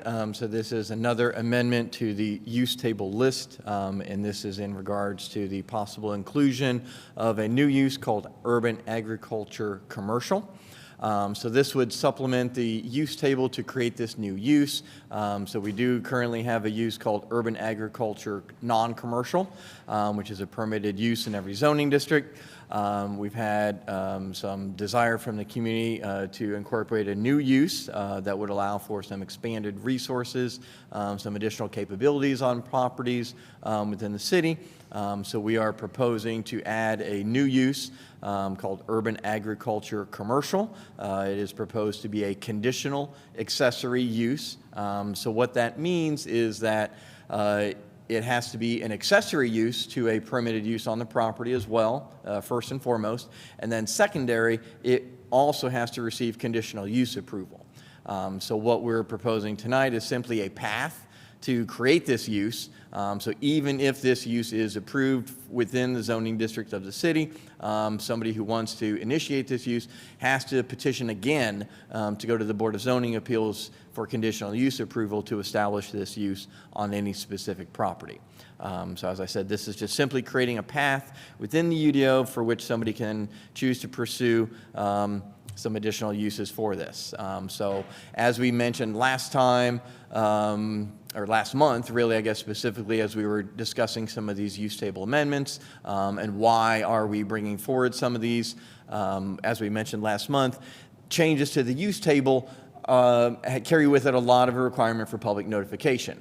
So there's a lot of changes to the use table that we have just kind of been sitting on for a long time because with requiring notification to everybody in the city, we want to make sure that we're doing that very judiciously and mindful of time and money that is spent on that. And so as we had with a lot of the uses previously that were related to automobile uses within the UDO that had been on our list to remove, this has also been on our list to look at adding it to the UDO. We've had a lot of documents that have been passed lately, certainly the comprehensive plan and then also the climate action plan that encourage the planning department and the city as a whole to pursue a lot of different goals within the community. Food and agriculture and urban agriculture are certainly one of those that are mentioned several times. The comprehensive plan talks about food and agriculture and incorporating that within the city, expanding the ability for that within the city has a lot of benefits, certainly for climate change. And then also in the comprehensive plan, it specifically talks about creation of agricultural zoning districts and permitted urban agriculture uses within existing zoning districts. One of the action steps that is also in the comprehensive plan, again, specifically encourages us to assess the creation of agricultural zoning districts and or permitted urban agriculture uses within existing zoning districts. Our climate action plan that was just passed a few years ago as well encourages revising the zoning ordinances to removing barriers to urban agriculture, explore green job skills creation. So, being able to teach people how to do some of these things is something that the climate action plan encouraged. And so, as I mentioned, this has been something that's been on our list for a while. With a lot of things in the UDO, we hear comments from members of the community of, it sure would be nice if this was there or that. And while we have annual amendments to the UDO that attempt to resolve some of those things or make situations different or change the law, because we only do this once every few years, this has just kind of sat for a while. And so as I mentioned, we are proposing to incorporate a new use, urban agriculture commercial, that would be a conditional use in the single family districts and the multifamily districts, and then permitted use in all of the other districts. So we heard this in July, and as with the single room occupancy, we have made some minor modifications to the use, but I'll real quickly just kind of go through what the legislation was proposing and allowing, and then just kind of step through some of the changes. So in the July petition, we went through some of the changes that we were proposing for this new use, including allowing for greenhouses to be a little bit taller. There was a component with this use that allows for a limited number of employees and a limited number of students for educational classes that are being run on the site. And then We have changed a little bit of those rules and regulations that are being proposed in response to some of the comments that we heard last time. So one of those changes that are being proposed is in relation to noise and outdoor work activity that is allowed.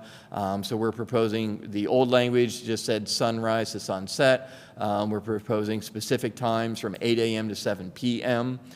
To slightly reduce the amount of time that outdoor work activity that involves power equipment or generators may occur within. And then last time we did talk a little bit about the number of employees and customers that were being proposed with this legislation, and we're not proposing to change the ratio. So the proposal is still 1 employee or volunteer per minimum lot size of the district. So what that means is if you're in an R2 zoning district and the minimum lot size is 7,200 square feet and your lot is 7,200 square feet, you get 1 employee. So the change that we're proposing now, though, versus what was heard in July, is regardless of the property size, there is a maximum of 3 employees or volunteers that are allowed on the property. Previously, we had a similar to the employee restriction, there is a restriction on the number of students that can be enrolled in classes on the site. The proposal is 2 people per minimum lot size of the district. We have modified that to have a maximum cap of 8 students, regardless of the size of the property. So that is another new change. And then that is the extent of changes within those 3 areas there. Just to change the hours of operation that can occur for outdoor activities, and then introducing maximum caps on the uses on the site. So I thought it might be helpful just to kind of give a side-by-side comparison of what the UDO allows for now, and then what this change to introduce this new land use, what that would allow for. So currently, the urban agriculture non-commercial use, you're allowed 15-foot tall greenhouses. This proposed legislation allows for 20-foot tall greenhouses. This is in keeping with the maximum height of accessory structures that is allowed in the residential districts. So you can have sheds, you can have detached garages that can be 20 feet tall. So we just kind of match that height for the greenhouses. Currently, urban agriculture non-commercial greenhouses are limited to 25% of the property. This change for the new legislation would allow for greenhouses to occupy 50% of a property. Non-commercial restricts retail sales to 180 days a year. The urban agriculture commercial uses would be allowed year-round retail. So that would be only those, this is still restricted to only things that are grown on the site. This is not a farmer's market situation where everybody can bring in their stuff to the site. You can only sell the things that are grown on site. That's a restriction that applies to either use regardless. So the urban agriculture non-commercial does not allow for any employees, does not allow for any outdoor educational component.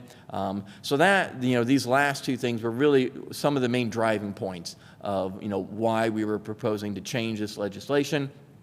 Certainly, there is an allowance within the UDO now for what's called a home occupation, where you can, have a quasi-commercial use on a property, whether that's accounting or massage therapy or yoga or whatever.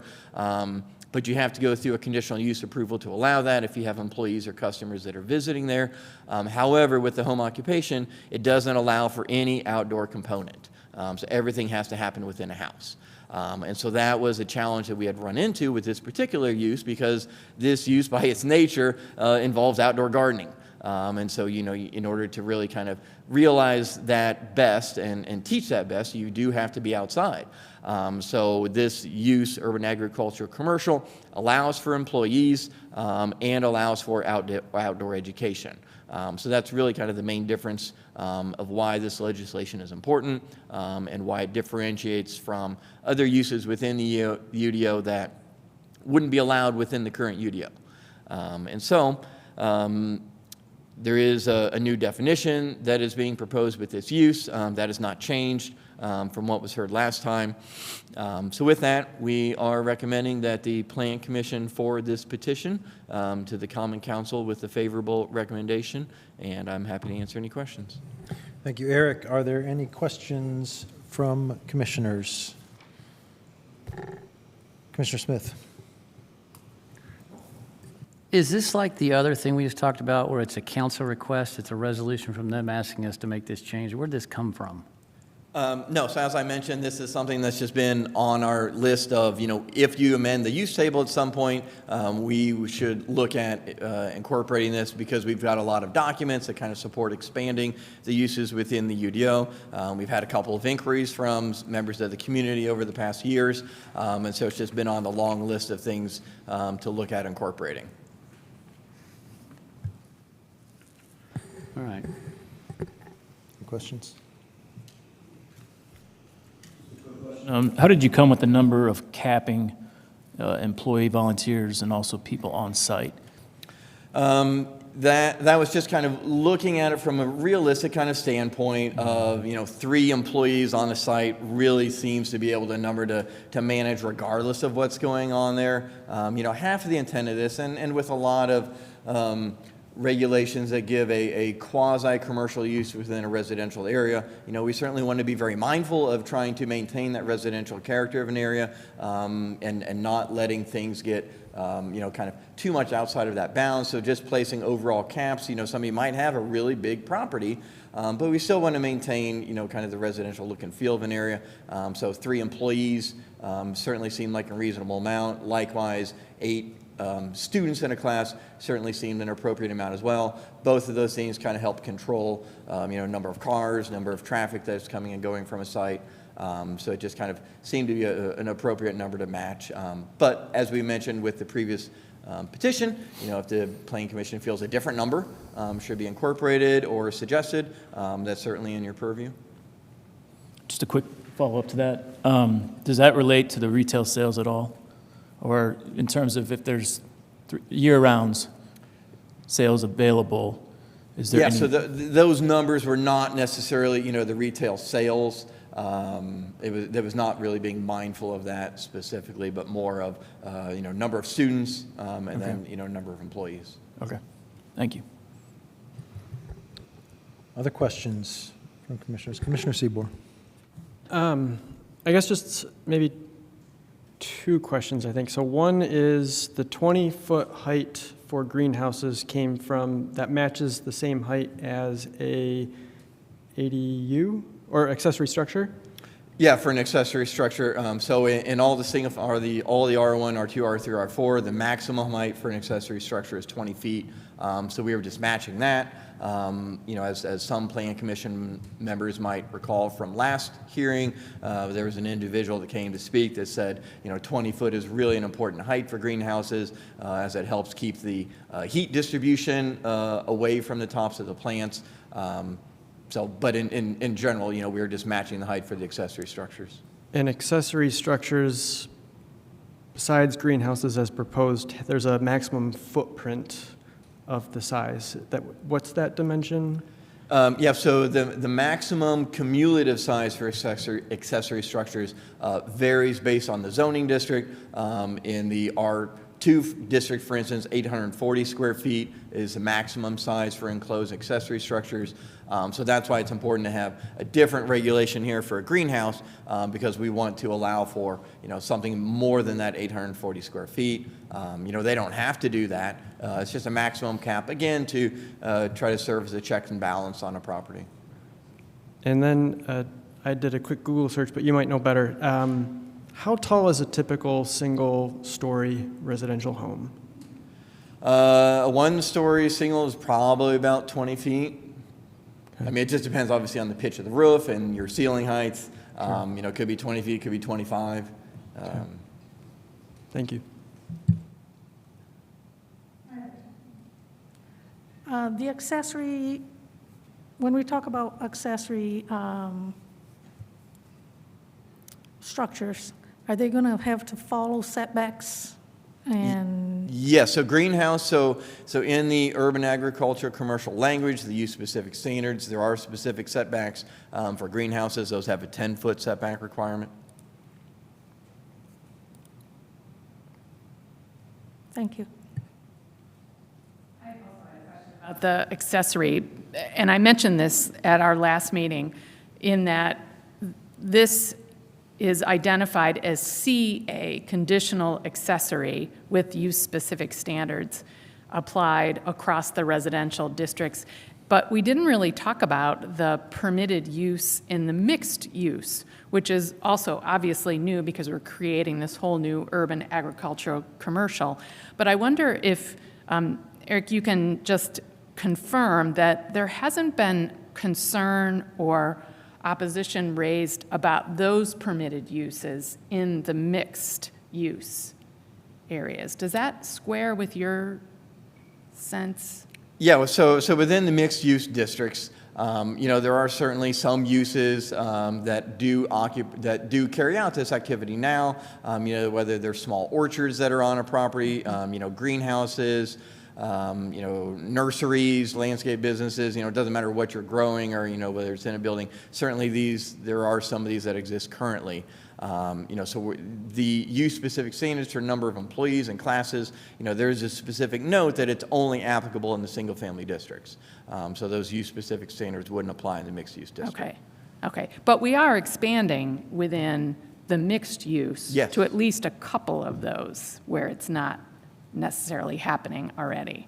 It just depends of what the exact use is. A lot of this could just be classified retail now, and would be allowed if somebody wanted to do something like this.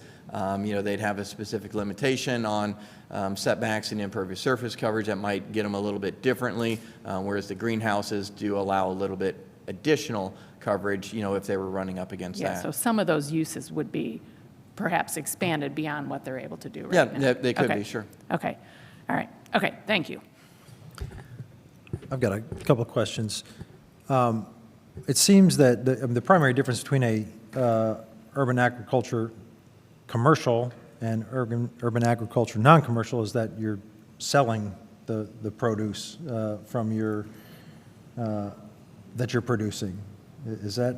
Well, so the main difference is for what we're introducing now, and that was what I was trying to highlight a little bit, was that it allows for employees and allows for an outdoor education component and the year-round retail sales. Those would be the big things that are being accomplished with the urban agriculture commercial versus the existing use urban agriculture non-commercial.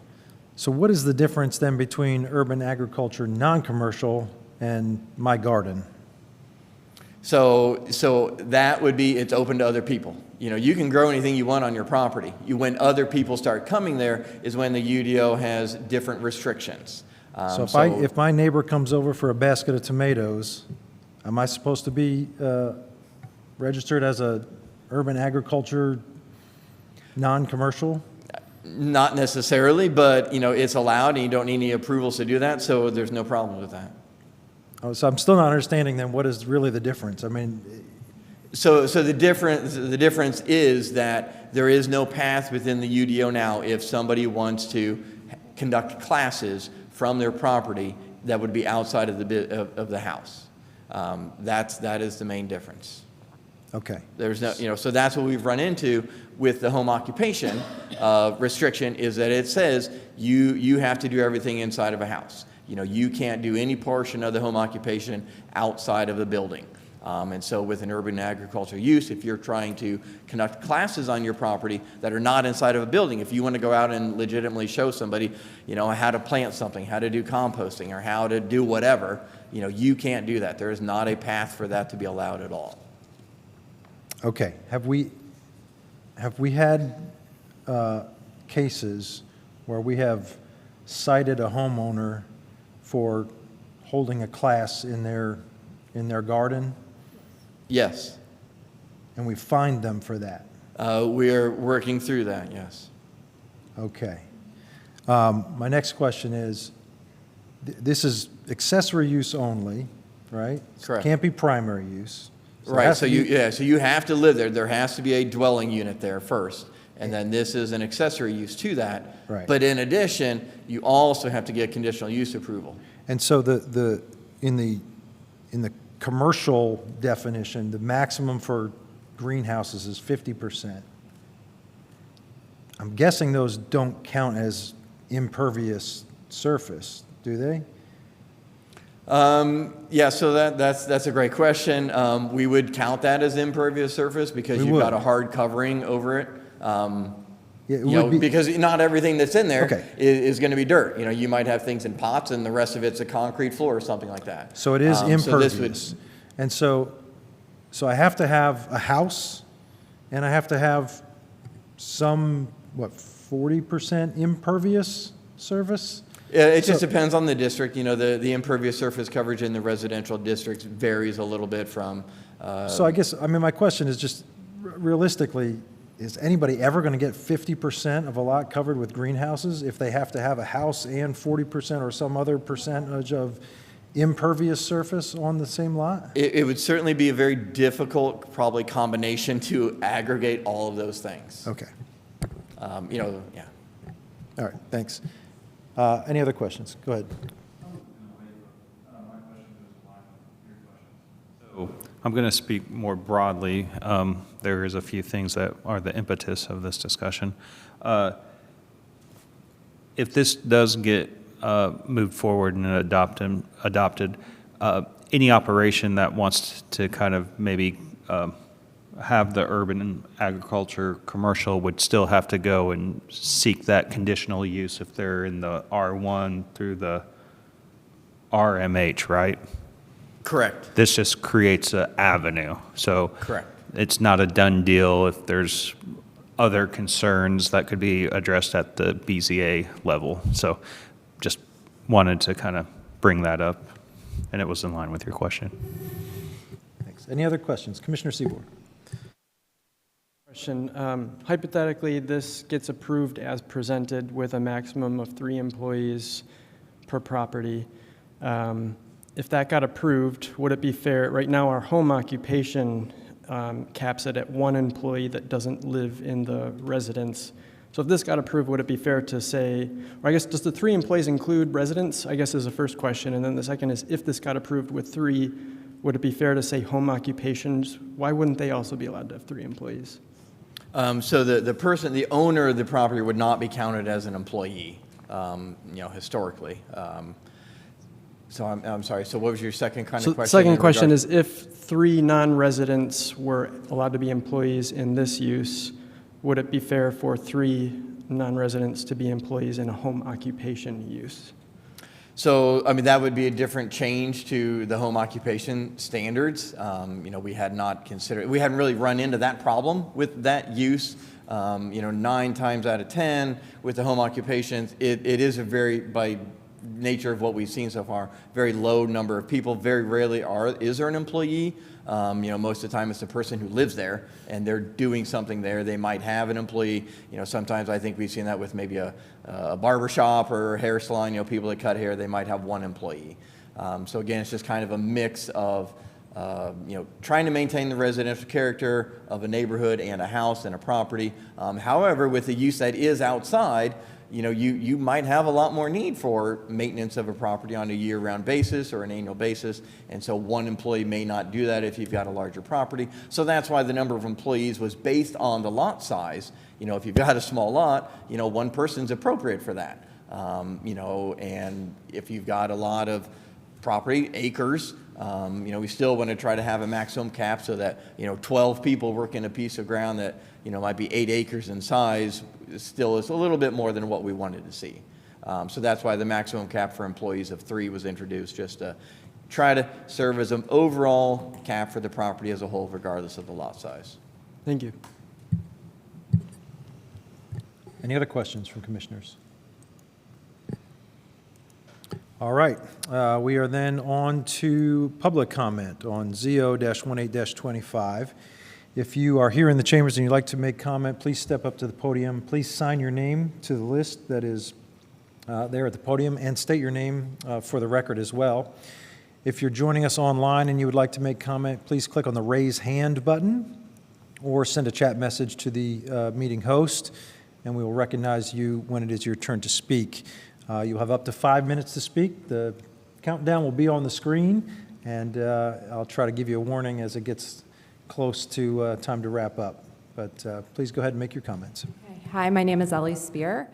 There are countless rules, local, county, state, and national, that we're expected to follow to be considered outstanding citizens. But how are residents supposed to know if they're doing something wrong, illegal, or simply out of protocol, unless they've had the opportunity to learn how to do it right in the first place? So who do residents turn to for that guidance? Unfortunately, our city employees are overwhelmed, overworked, and expected to be generalists in order to keep our city functioning. With so many things already on their plates, they rarely have time to provide hands-on demonstrations or guidance on the latest updates to the UDO. That's why I implore you to consider this proposed ordinance as a tool to bridge the educational gap. Whether someone wants to plant a tree, build a chicken coop, or divert water runoff, there's a risk they'll do it incorrectly, without ever knowing until someone files a complaint. Instead of relying with a slap on a hand or a fine, let's proactively empower our neighbors. Let's celebrate the expertise that already exists in Bloomington's neighborhoods and give residents opportunities to share what they've learned with the broader community. Imagine a future where a Habitat for Humanity family can take hands-on landscaping and gardening courses, not just in a classroom, but in real yards, in real neighborhoods. When they're ready to make decisions about their homes, they'll have practical knowledge and confidence built from learning in spaces that reflect their own. Learning from an experienced neighbor with a thriving garden or water management system could set them up for long-term success. Or picture the future of Hopewell neighborhood, one where the city's zoning aligns with our stated goals in the Climate Action Plan and the Comprehensive Plan. We could build a neighborhood where food security, sovereignty, accessibility, and neighborhood-based education are not just values, but design principles. A neighborhood built for collaboration, not just coexistence. And why is the Bloomington Garden Club annual walk so beloved? Because residents want to learn by seeing what works in real homes, by observing not only successes, but also the lessons learned from mistakes. This accessory use ordinance would allow more residents to share their experiences on a broader scale. Removing zoning barriers to urban agriculture brings us closer to becoming a blue zone city, a place where citizens live longer and have healthier lives because their cities are designed for food accessibility, education, and community. When it comes to safety, consider this. Planning and transportation staff simply don't have time to walk residents through every step of soil testing, nor keep track of the best, most affordable labs for home growers. But a local educational urban farm could and would. Teaching best practices like testing for heavy metals before planting is precisely the kind of community education this ordinance would ignite. I do encourage the Commission to reconsider one point: the prohibition on processed food in both existing non-commercial urban ag guidelines and the proposed commercial ag framework. In 2022, updated in 2025, the state of Indiana resolved that home-based vendors have the right to sell approved processed foods from food grown on property, including jams, pickles, and dried herbs, from anywhere, which means from residential market stands. Our local rules should reflect this reality. One other consideration, the proposed limitation on the number of students per site. Since Bloomington already has a temporary permit process for neighborhood events and parties lasting more than 2 days, why not extend that process to urban farms if we're going to limit? This would allow them to host special educational events for schools, scout troops, and youth groups like Boys and Girls Club on occasion. Finally, a word on language. Commercial evokes this idea of large-scale operations, which just doesn't feel right to a lot of people. Instead, how about naming this new ordinance as educational urban farmstead, which is defined in common vernacular as a residential property that includes a home and land used for small-scale production and animal husbandry. These spaces may include barns, coops, greenhouses, and other outbuildings, and they support both household sustenance and limited sales, with an emphasis on community education and sharing. Thank you for your time and consideration. Thank you.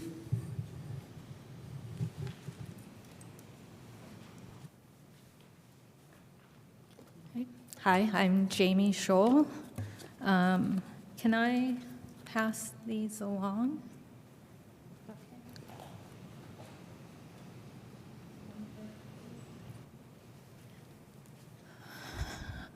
Hi, I'm Jamie Scholl. I am a health coach. I've been active in the urban ag community from the very beginning, and I'm on the Commission for Sustainability. What I'm having pass through here is something that BCOS will be having on the agenda tomorrow evening. Some neighbors worry that commercial activity will disrupt beauty, peace, and character of their neighborhoods. Those are completely valid concerns, but commercial urban agriculture as proposed here is not industrial agriculture. It's small scale, rooted in community, and aligned with the way Bloomington has always done gardening and food sharing.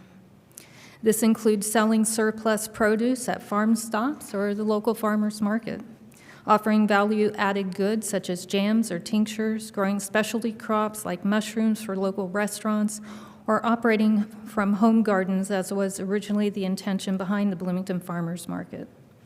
These kinds of accessory sales from residential areas have long been assumed, and now we're seeking clarity, not a radical change. Clarity is everything. That's why tomorrow night, the Bloomington Commission on Sustainability will vote on a resolution recommending the specific definitions for farm, farmstead, homestead, commercial urban agriculture, and more.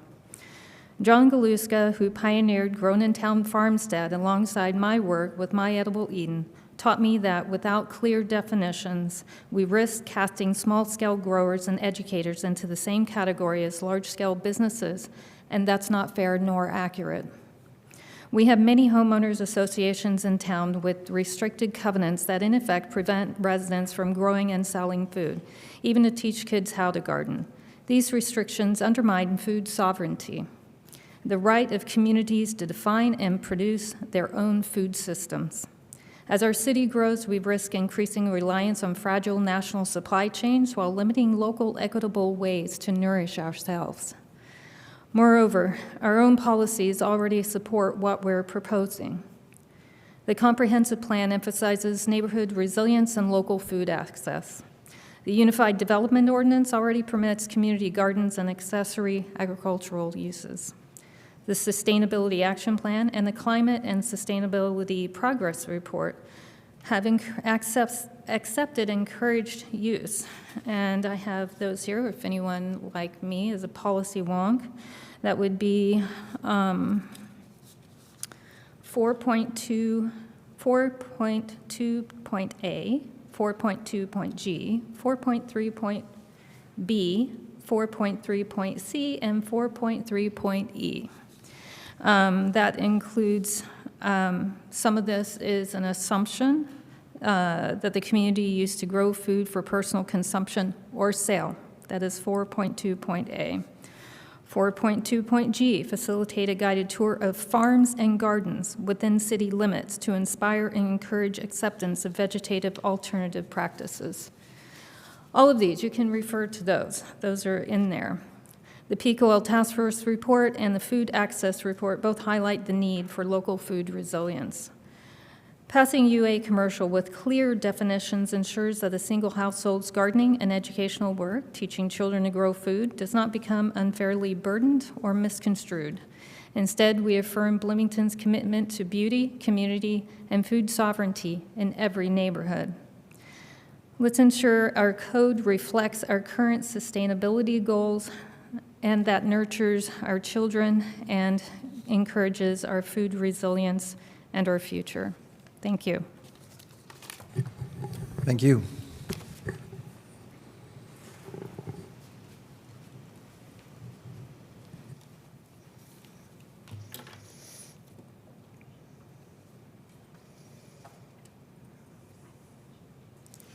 Good evening, and thank you for listening to our comments.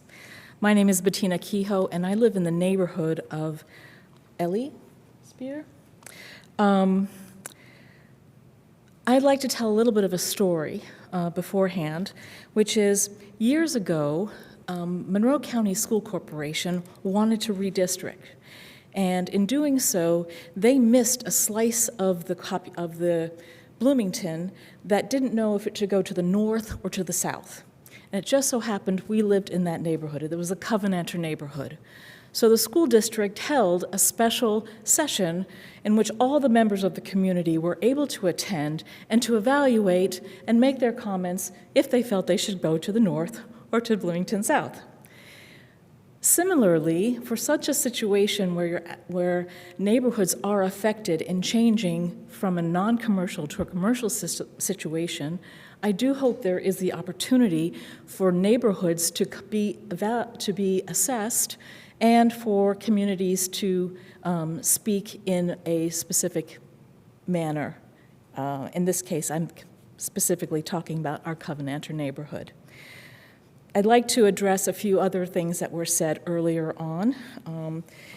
In terms of the BZA, my understanding from earlier listening to that commission, that in that appeal situation, only the use of the land is going to be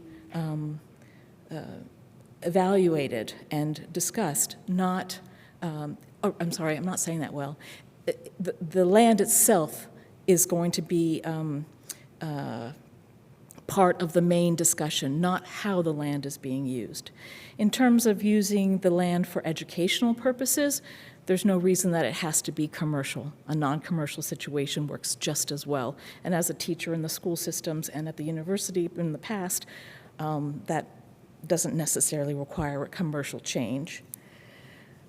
The comment about 8 a.m. to 7 p.m. as opposed to sunrise to dusk, if this were to come and to be a change, perhaps both those things can be in the commission, because frankly, there are times where the sunrise is close to, or not, sunset is before 7 p.m. So please think about that.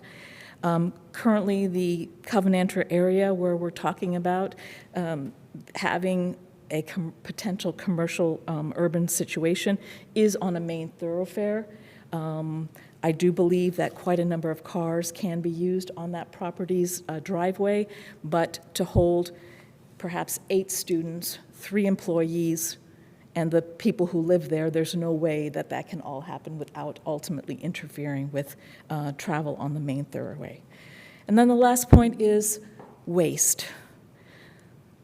As a young child with the scouting system, we worked with the city of Bloomington to put tags on all of the water systems in our neighborhood to say that we don't want anything to go down into the drains that shouldn't go down into the drains. And they're, I don't know if you've seen them, they're green and blue with a fish on them, stickers. With a commercial operation that is a year-long thing, there is a creek very close to the house on Covenanter, and I don't know if there has been any assessment on how one would deal with waste that can flow down into the creek or nurture the plants. What does one do with the extra waste? That's something that's an important consideration for me.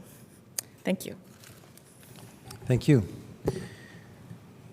Is there any additional public comment? Do we have any online commenters, Eric? Okay, we'll go to an online comment if we have one while we're waiting for you to make your way to the podium, but feel free to come that way. I don't see anybody online. If there's anybody online with the raised hand, or please use the raised hand function and we can recognize you. All right.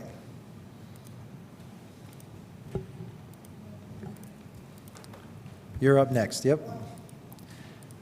Please sign the sheet there and state your name for the record.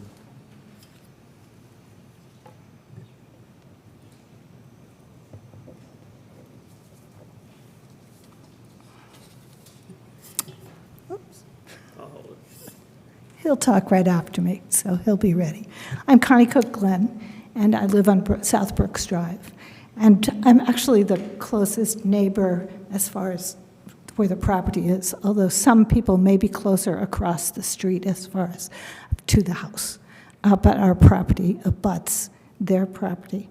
You'll see that there are letters from us in the packet. I'll try not to duplicate it. I appreciate you reading them and listening, and it was really clear that people were listening to what we had to say at the last meeting. I thank each of you for your commitment to urban gardening and to the greening of Bloomington, a really important value. We also are committed to positive ecological and educational practices in gardening. We ask you to be cognizant of all citizens' needs. I know you are, just from your comments already, as you make recommendations about zoning. A few points. The non-commercial UDO provision already in effect covers nearly everything that the Spear family wants. We suggest returning to urban gardening non-commercial and working to find common ground so that residential property needs are met as well as those of the Spears. We support the revision that stipulates the numbers for 3 volunteers and 8 students. We think it's very wise, and the reduction in hours of operation. We wonder if these stipulations could be added to the existing non-commercial agriculture policy. The urban agricultural UDO provision includes 10-foot setbacks, which we also support. If, and certainly before this new proposal moves forward in any format, we request, kind of echoing what you said, that surveys be done of citywide neighborhoods to be sure that this ordinance is desired by many in the city, not just one entity. It has become clear that the proposal itself is on behalf of one family, and that it is backed by an outside corporation with a goal of anti-zoning. That's the Institute for Justice. I'm sure you've all read about it in the newspaper. We encourage the Plan Commission to not be cowed by outside interests and to stay away from spot zoning. We appreciate the changes that have been made in the proposal and think more should be included if the proposal is to be implemented in any format. Here are some thoughts and ideas. We ask for careful measurement of easements and right-of-way that were originally intended for sidewalks. In the case of the Spear family, an exception was granted with neighborhood support. It was before we moved there, which allowed them to not put in a sidewalk on Brooks Drive. And as far as we can tell, that exception did not allow them to build gardening structures. We've been talking about greenhouses and frames, but there are many gardening structures that are also very obtrusive. Their property line is beyond where we would see the right-of-way or easement. We ask that the laws of the city be enforced, the 10 feet from all property lines, and we ask that all structures used for urban gardening, not just hoops and frames, be 10 feet from property lines and easements. We see structures designed to be very long-term. To help clarify boundaries, I'd love to see a privacy fence along the property lines. That would be fantastic. Commercial aspects remain a concern for us. We appreciate the reduction in hours and numbers of volunteers and students, and would also like to see a reduction in number of days for educational and commercial activities. It is unclear to us, although I think it is clear now, it's 365 days, right? That commercial and educational activities are to be allowed with this proposal. And I mentioned my brother last time we talked, that he was on the Lincoln, Nebraska City Council for 16 years. He's still very much abreast of their activities. They have 8 days where commercial activities are allowed. And I encourage you to look at cities all over the place. 365 days is huge. That's all I can say about that. We are very concerned about parking and the commercial use of a narrow dead-end street. I know some of you went out and looked at it.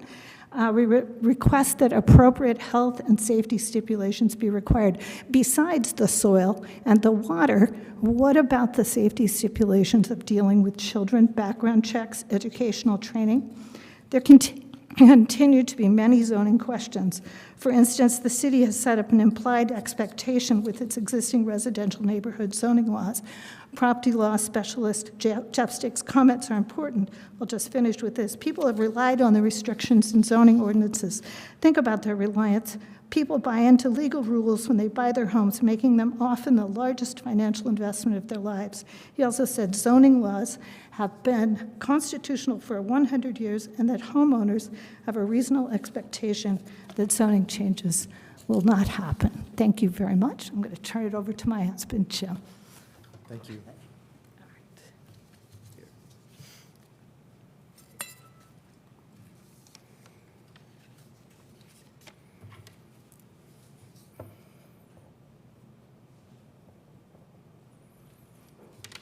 Excuse me. Yes, my name is James Glenn, and I'm connected with her. So I'm going to finish up some of the remarks we have here. She talked about Jeff Stakes. We also one of the reasons we're concerned about the outside entity is that we saw in a newspaper quote that the property needed a bigger bully to bully the city, talking about the Institute for Justice, who's got a little bit of stake in this, and that was a quote from Matt Austin, who lives and works on the property and is Ellie's brother. We're concerned about that attitude. In response to Glenn Gass's inquiry to the Deputy Mayor, Gretchen Knapp, she said, "This firm does not have any control over what we propose or approve for legislation." We think this is great. She also stated that while I'm a passionate gardener myself, as I told the Spears, the issue at stake is not whether gardening is good or whether their enterprise nonprofit is good, but whether or not it's appropriate for a neighborhood city zoning. Her note ends with, "Please rest assured that we are interested in promoting what is best for the entire city, not individual party, and in that effort, resident and neighborhood input will always take first priority." We're concerned about the message that's being sent to prospective homeowners. Bloomington is already has a low ownership rate, as we know. We wonder how anyone in Bloomington could expect their neighborhood to have stability if it's designated as a commercial area. So we think that the UDO principles would be important here. And some of those principles from the UDO are to protect the character and stability of residential, institutional, business, employment, and natural areas, preserve and enhance the scenic beauty, aesthetics, and environmental integrity of the city, to encourage the compatibility between different land uses and protect the scale of the character of existing development from encroachment and incompatible uses.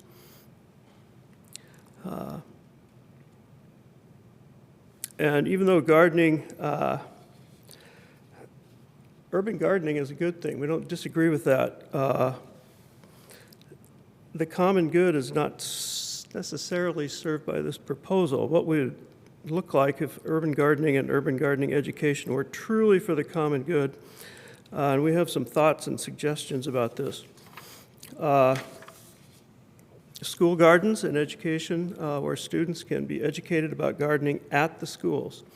There's much more cost-effective for the schools and a thorough way to ensure all students receive gardening education.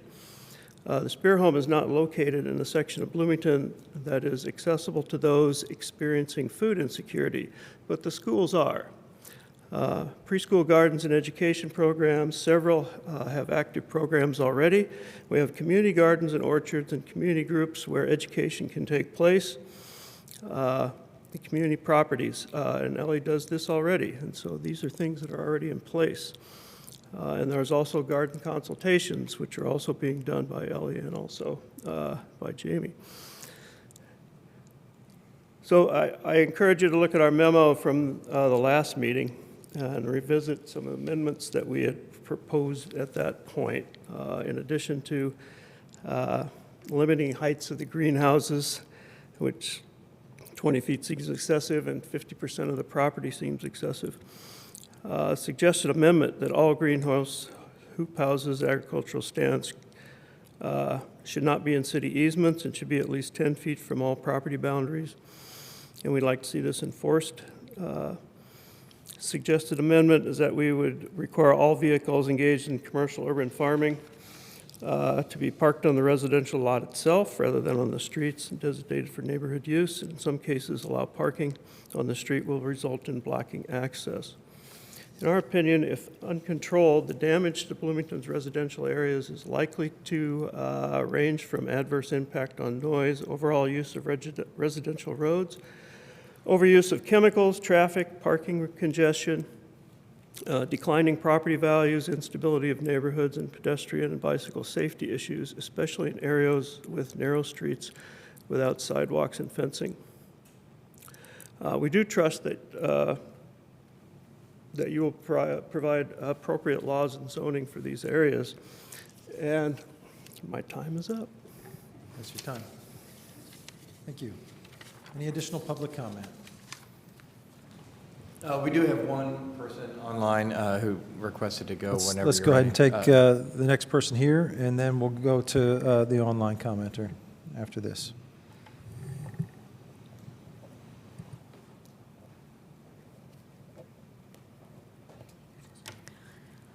Hi, my name is Indramohan Virk. I have already provided a written statement that is part of the public record. I would like to reiterate today that this amendment is not simply about the value of urban agriculture or about the benefits of organic gardening or the quality of local produce or about the contribution of education. Yes, for the record, all of those are worthwhile things. The salient point here is about where all of this is happening. We are arguing that it should not be in a residential neighborhood. We neighbors on Brooks Drive believe that we are already a test case of how a large agricultural enterprise would work in a residential neighborhood. It's fair to say that the success of such a venture would depend on any urban farming household running their farm with an eye to neighborly coexistence by restricting their infrastructure to the bounds of their property. That's not what we are experiencing on our street. And we recount our experience as an example of what may well happen around the town if this amendment passes. Who will enforce the boundaries of the farm? And that's my question. Thank you. Thank you. Go ahead, sir. And then we'll go to the online commenter after this one.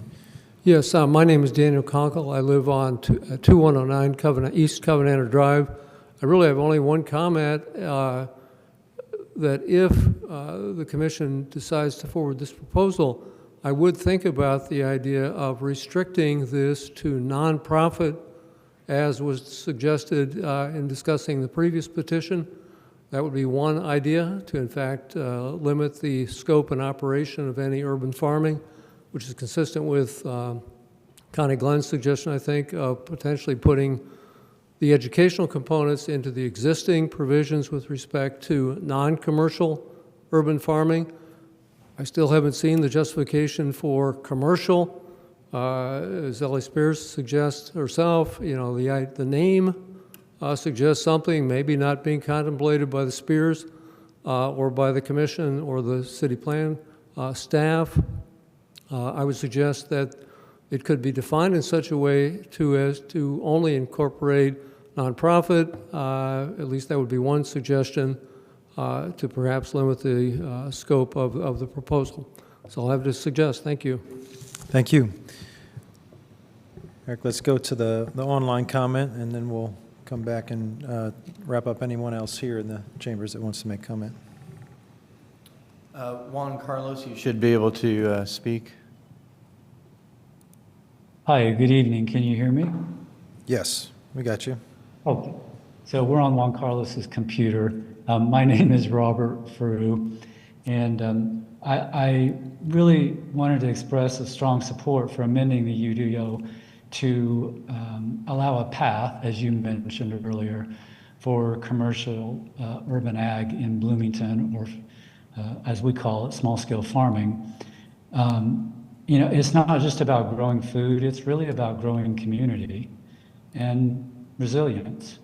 If you allow small-scale farming in the city, we can increase access to fresh and healthy, culturally relevant foods for many residents, including those that live in areas without grocery stores within a walking distance. And we can create local economic opportunities, particularly for immigrants who are now a part of the scene in Bloomington. They are new neighbors, some of them are refugees, and many of them have farming experience. And they would like to be able to put that experience to use and build a livelihood here in Bloomington from their home. We would be able to reduce our environmental footprint by producing food closer to where it's consumed and cutting transportation emissions and increasing green space that supports pollinators and stormwater management. mean, urban ag, it aligns with Bloomington's strategic priorities, basically. I mean, it's improving public health, fostering equity, and supporting local economic growth. Those are all things that Bloomington wants. Many cities across the country, large and small, have embraced urban farming as a practical, sustainable, and community-driven solution to the modern food challenges all around them, not just in one neighborhood. Bloomington should join them. We already have people ready to farm here. What we need is a legal framework to let them thrive. People vote, please vote to update the UDO so that urban commercial ag or small-scale farming can become a legal, recognized, and celebrated part of Bloomington's landscape. And I thank you for your time and for considering my thoughts and my words toward a more sustainable and equitable food future for our city. Thank you. Thank you.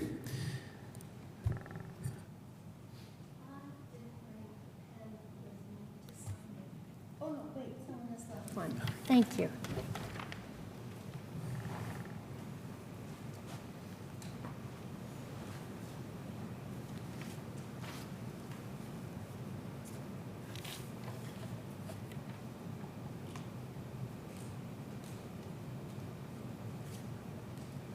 Some of us have not left our phone numbers, but I will.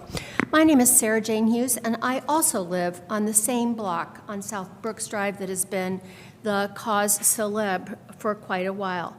Unfortunately, I've listened to a lot of people talk about building community, and sadly, although we were very friendly with the Spear family for some years when they first came, the ability to create community is deteriorating, and it is largely deteriorating over their designs to use their property in a particular way. I love the idea that has been expressed this evening by commenters that if this were still in a non-commercial situation as opposed to a commercial situation, it would make me much happier. I would endorse having education activities added to the non-commercial ordinance rather than creating the new one. I also will say that it strikes me as peculiar, as somebody who 50 years ago trained to be a zoning lawyer but never was, that anything that is allegedly accessory is supposed to be subordinate to the other major use, which in this case is supposed to be residential. The lot coverage, the size and height of buildings, and the still fairly small setbacks that are available at the moment all counter the idea of using a family, a residence, a community in the ways that have been described. So for us, our neighborhood is at risk by this proposal, and I love the idea suggested by the lady in the beautiful salmon shirt, Ms. Kehoe, that perhaps communities or neighborhoods should be able to opt in. So I had other prepared remarks, and I don't think we need to have the outdoor education component lodged in a commercial venture, as I mentioned.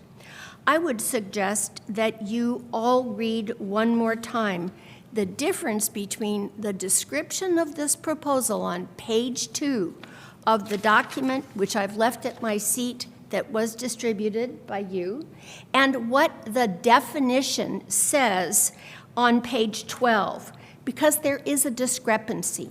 On page 2, it says produce grown on the property. On page 12, it speaks about products.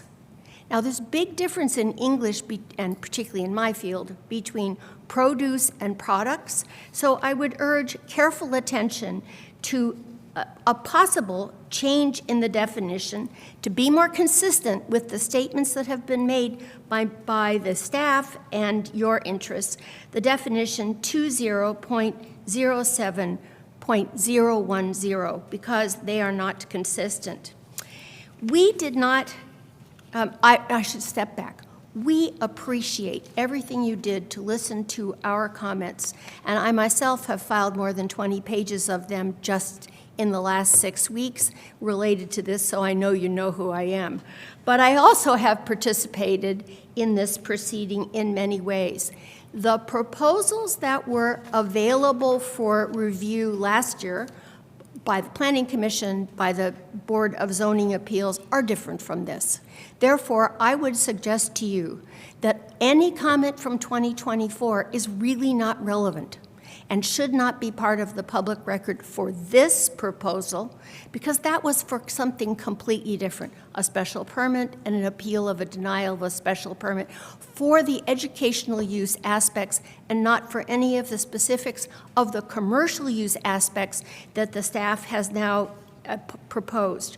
I also would suggest, if you were to look back and forward, then in 2025, for the commercial proposal, there is a paltry showing of support compared to a rather significant number of comments from people who live very close by about how upset we are about the idea of a commercial agricultural facility being lodged in a very established older Bloomington residential neighborhood where property size is pretty good, but it could easily be run over.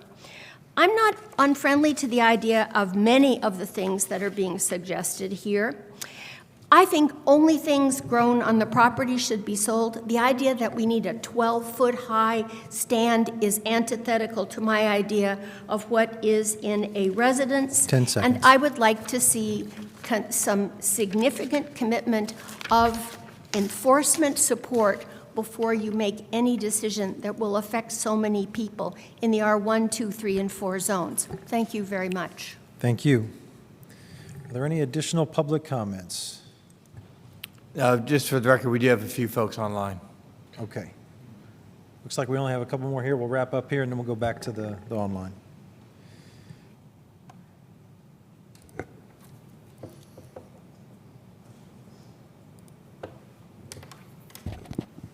Hi, my name is Steve Volan, and I got 2 points for you. The first is I had a question about the notion of 3 employees. Is that 3 people on the property at the same time, or 3 people who can be employed by the property at any time? Is it 3 full-time equivalents, or can it be a bunch of part-timers? I don't think that figure is clear.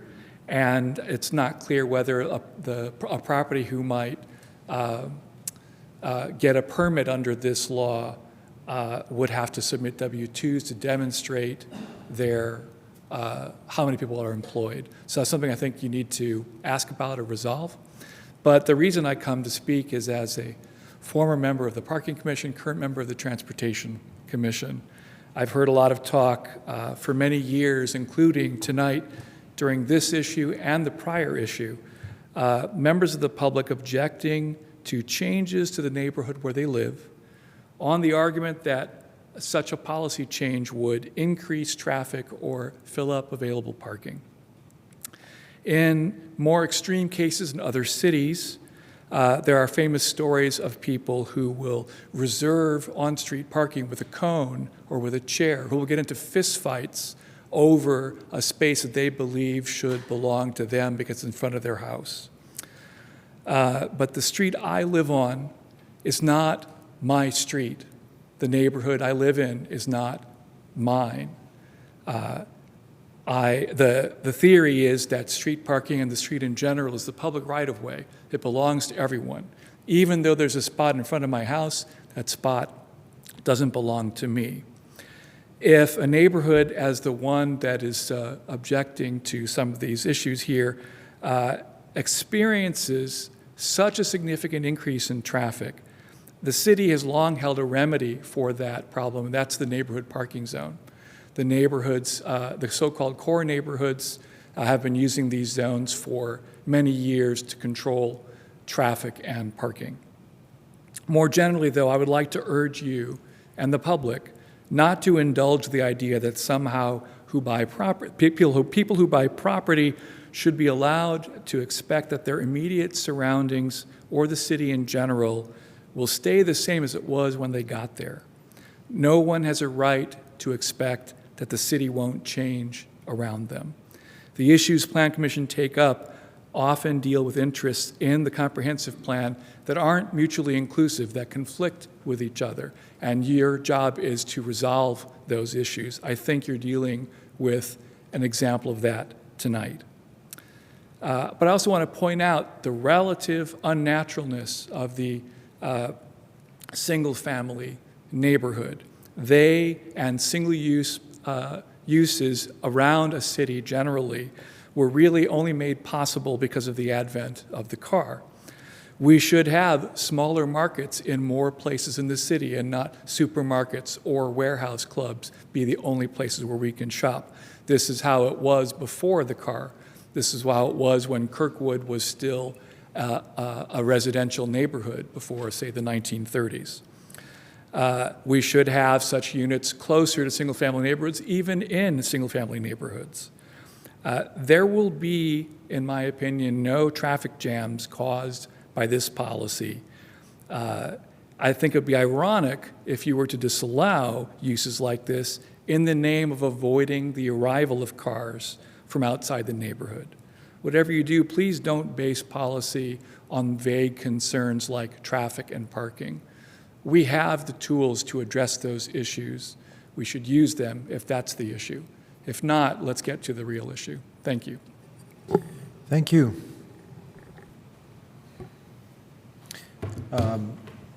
We're going to go ahead and take some, I think we said we're going to take some online comments before we take any more here in the chamber. So let's go ahead and do that, and then we'll get right back to you. Pam Weaver, you should be able to speak now.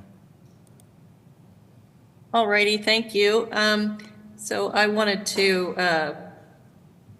refer back to some of the comments that have been made. I kind of want to support the notion that any kind of farming locally at this moment, when the weird tariff things and the national supply chains are wonky, I think is something that we should try to support, because people making their own food has been a way to fix that for decades. So I think we should generally support that.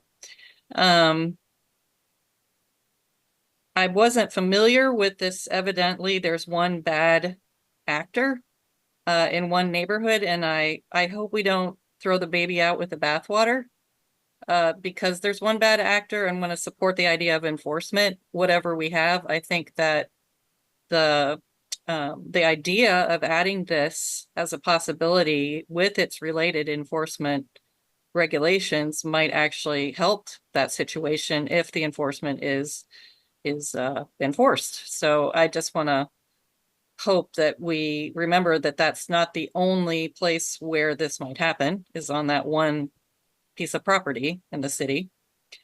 Also, when Robert Frew spoke, he should have said more about the program that he works on and has gotten grants for, which is amazing.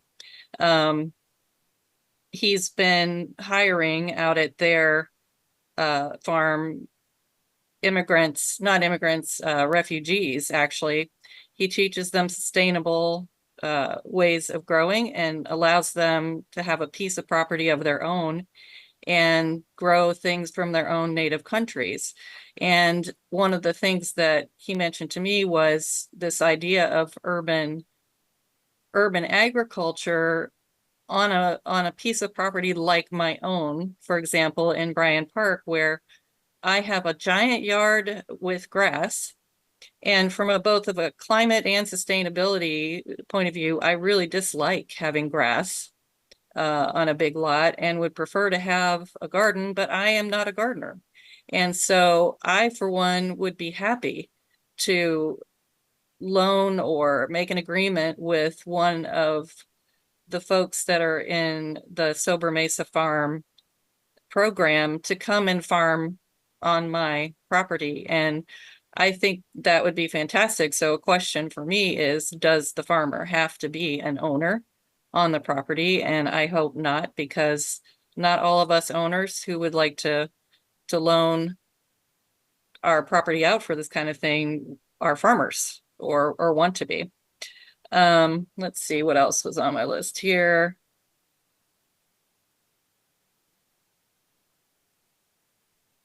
I think that, again, I heard issues about boundaries, and that again is an enforcement issue.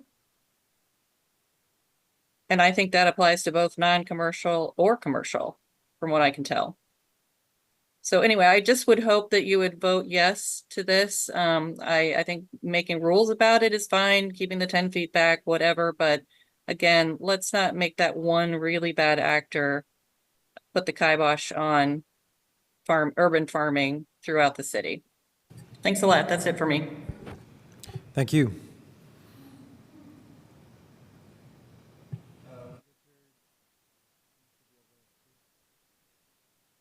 Hello, can you hear me? This is Richard Milinchik, and I live on First Street. And I'm just dialing in to be supportive of this measure.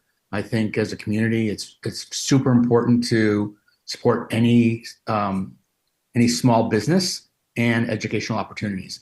And this is a fantastic opportunity for the community to support these kinds of activities. Everything can't be large national corporations, and it's the small businesses that are the backbone of our communities across the board. And this is a great example, in addition to the educational opportunities that may be available to students of any type. And that's my comments. Thank you. Thank you.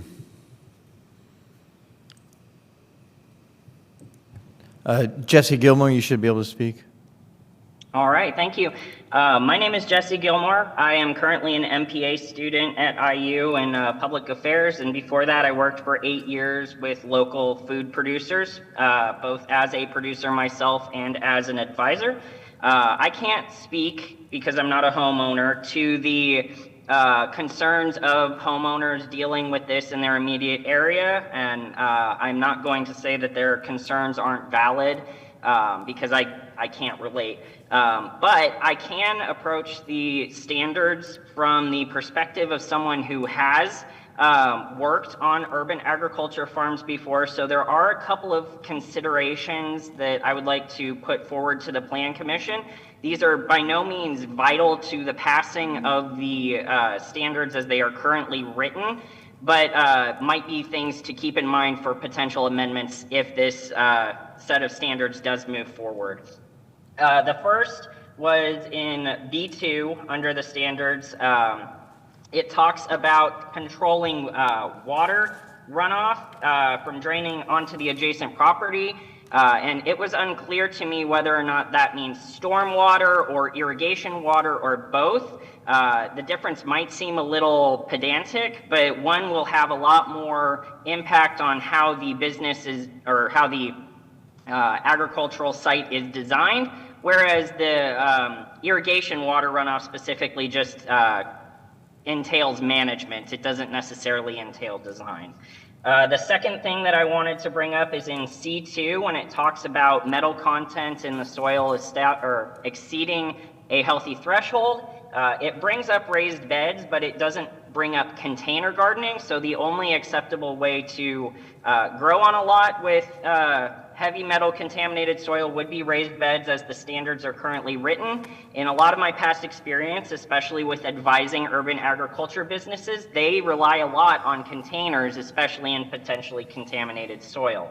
One thing that I specifically included in my idea as far as wording goes is containers labeled for plant use, because producers can get very creative, and that's a kind way of putting it, with how they are growing their plants. I had one property I was responsible for advising back when I lived in Southeast Kansas, who grew plants in 50 different ceramic bathtubs in their backyard. So having it listed as containers labeled for plant use allows for the use of containers without getting out of control with how creative we can be with the container type that we're growing in. I also want to reiterate what was mentioned previously about aligning the definitions, especially with other parts of the code. In the definition provided in the standards, it talks about aquaponics and aquaculture, which includes the raising of fish combined with the plants that you are also growing. However, at the end of the standard, it talks that urban agriculture shall not include the raising of animals except as permitted elsewhere in the Bloomington Code. So if fish are not mentioned elsewhere in the Bloomington Code, aquaponics and aquaculture are disallowed as potential urban agriculture issues. Now, in my experience, they are not very common, especially compared to just pure plant growing. So if that is something that you want to provide special exemptions for instead of rewriting the definition, that would also be understandable. It's not something that is going to come up very often. The last thing that probably confused me the most when reading through the standards is how the standards that we are proposing relate to the orchard standard in 20.03.030D3. And I think there needs to be some mention of that, because if you are trying to grow tree fruit in particular, under the definition in the standards as they're proposed, that tree fruit growing could apply under orchards or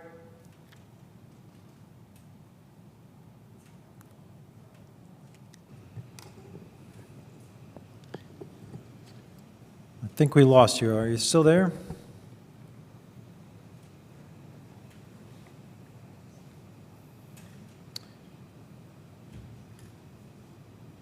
Eric, do we still have connection? Jesse, are you able to come back?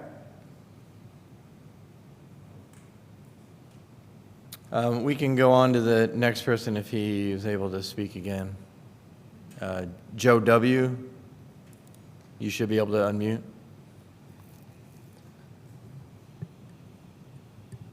Hi, Joseph Winnie here. I am a resident of the city of Bloomington, and I would like to speak in support of the proposed urban agriculture commercial land use. I also spoke at the July meeting, so this time I will just focus on two things.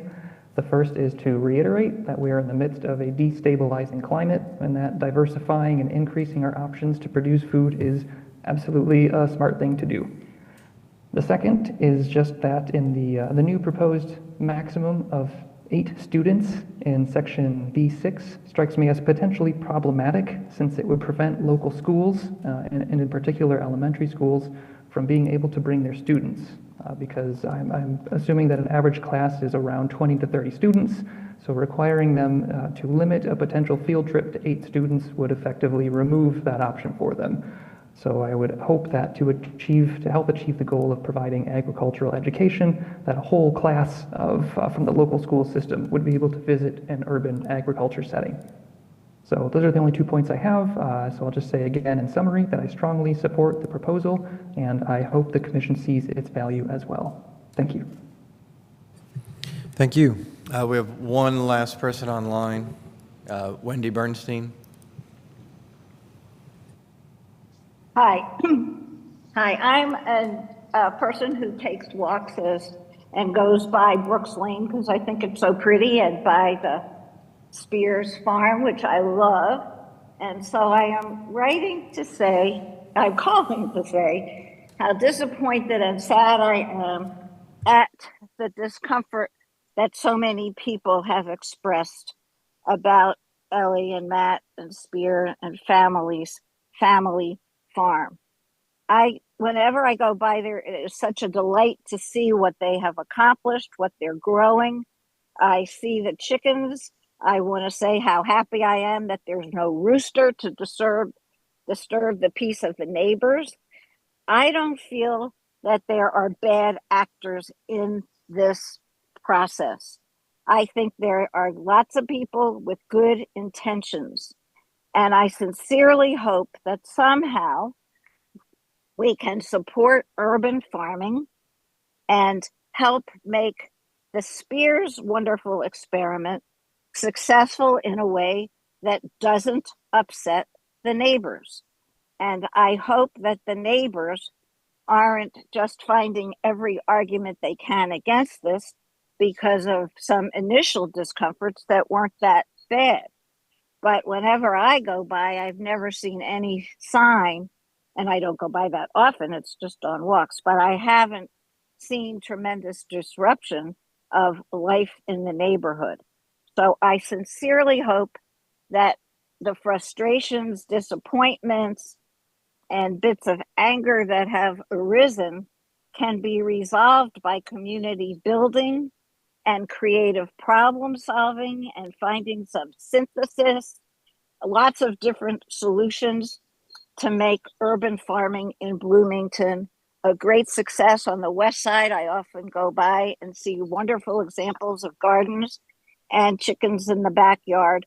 So I sincerely hope that any acrimony can be diminished. Please don't call people bad actors. There's nothing but good intentions on Covenanter and Brooks Lane. So please work to positively resolve this issue and have very constructive growing of wonderful organic produce and whatever animals are there. Thank you. Thank you. If our previous commenter has, I'm sorry, ma'am, you're not recognized at this time. If we go back to our previous commenter, if they've established connection, I think they had about 30 seconds remaining if they want to continue their comments. I actually did hear from him in chat. His iPhone overheated. Okay. But he said he was done. All right. Okay. Thank you. All right. So we are back now to here in the chambers. If there's anyone else who would like to make public comment, please step up, state your name, and please sign in on the sheet there as well. So we have that for the record, and you have 5 minutes to speak.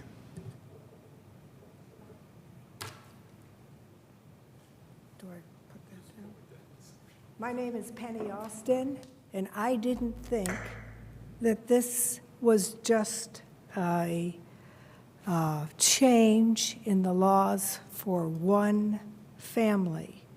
I believe that this change was for the community of Bloomington, for the good of Bloomington, where everyone is concentrating on a neighborhood issue.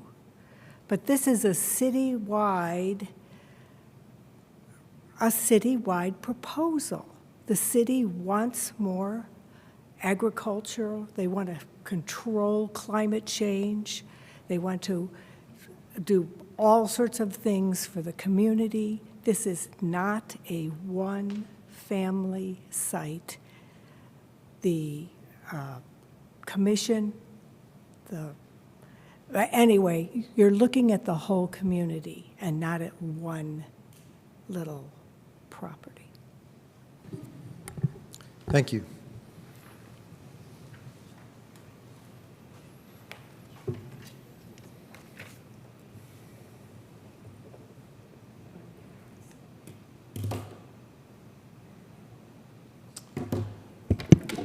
Matthew Austin. Hello, commissioners and fellow residents. I stand before you today to discuss a crucial initiative for our community, the incorporation of urban agriculture education in residential neighborhoods. This proposal represents more than just gardening. It is a pathway to enhance our collective future, health, and well-being, grounded in the commitments outlined in both the Bloomington Comprehensive Plan and the Climate Action Plan. In 2015, the City of Bloomington Common Council endorsed the Bloomington Food Charter, which recognizes food security as a basic human right. This charter calls for collaborations among local government, businesses, and community groups to ensure a sustainable local food system.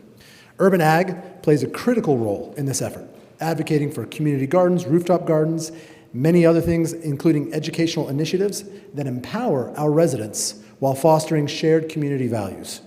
I understand that there are concerns among some community members regarding increased traffic, safety issues, noise, and other potential disruptions incorrectly associated with urban agriculture. While these worries are natural, the fear-mongering and far-fetched stories neighbors have created in their minds are laughable. I remember neighbors worrying about homeless encampments popping up because of a proposed bike station on the corner of Brooks and Covenanter. That is absolutely ridiculous and did not happen. I encourage all of us to examine the assumptions behind these fears and stories. The initiatives before us do not propose operations that would attract large crowds. Rather, they promote small-scale, neighborhood-based educational activities that invite families to come together to learn about food cultivation. This type of engagement is not a threat. It is an opportunity for us to connect and support one another in healthier living. When addressing safety concerns, we should remember that urban farming encourages responsible practices that can enhance our community. By involving residents in caring for gardens and educating others, we nurture a culture of ownership and vigilance that can lead to safer neighborhoods. An engaged community is often a vigilant one, working together to create an environment that fosters caring relationships. It is important to acknowledge that resisting initiatives aimed at improving our quality of life can come from a place of selfishness.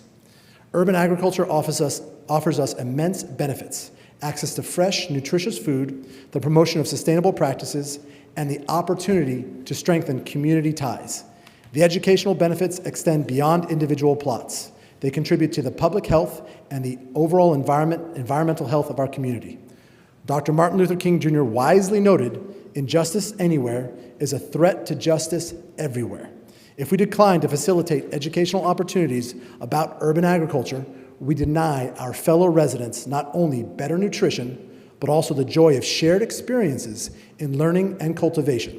Rejecting such initiatives perpetuates distrust and fear rather than supporting the unity that strengthens our community. The Indiana Bill of Rights guarantees us the pursuit of happiness. However, this pursuit is hindered when we allow unfounded fears to dictate our choices. Urban ag presents an opportunity for everyone to embrace knowledge, resilience, and community. The City of Bloomington has embraced the Food Charter, which emphasizes food security, and urban agriculture education is a key component in filling that promise. By fostering educational initiatives related to urban ag in residentially zoned neighborhoods, we empower ourselves and pave the way for a healthier, stronger community. This not only addresses the fears held by some regarding traffic, safety, and noise, but it also replaces those fears with the benefits that enhance our quality of life. Let us move forward together, embracing this opportunity to cultivate not just gardens, but lasting connections within our community. Together, we can foster an environment that values education, sustainability, resilience, and the well-being of all residents, not just the few who complain about potential change. Thank you for your attention, and please vote yes on this for the future of all Bloomington residents. With that being said, we prefer the original calculation on the max number of employees and students that Eric presented last month. 3 employees and 8 students is nowhere near what will serve the community best. And then as Commissioner Burrell stated earlier, the UDO and the comprehensive plan go hand in hand. The UDO has not been hand in hand with the comprehensive plan when it comes to urban ag education, and this is your opportunity to actually make that happen and move that forward. Thank you very much for your time and for what you do. Thank you. Is there any additional public comment? I'm sorry, ma'am. You've already had your chance. You've already had your chance to speak tonight.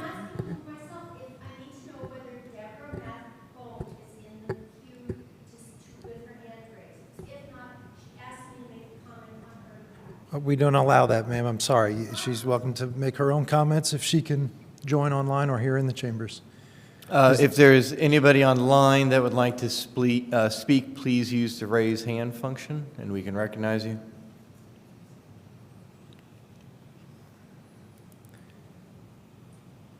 I'm not seeing anybody else online.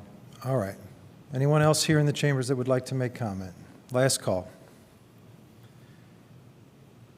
All right. That concludes public comment. We are back to the commission. Let me just start by pointing out that it is nearing 9 o'clock, and by our rules, if we do not conclude action on this by 9:30, then we have to come back here for a special meeting within 1 week of this meeting. So I think if we're expeditious here, we can get this wrapped up in the next 30 minutes, but I just ask that everybody be mindful of the clock as we do that. So we'll go now to any additional questions that came up as part of this discussion, or comments, or a motion. But we'll start down here at the right again. Commissioner Enright Randolph, go ahead. I have a few things. You mentioned comments. I'll be very judicious with this and try to get through them real quick. First, I just want to kind of generally speak with some of the public comment.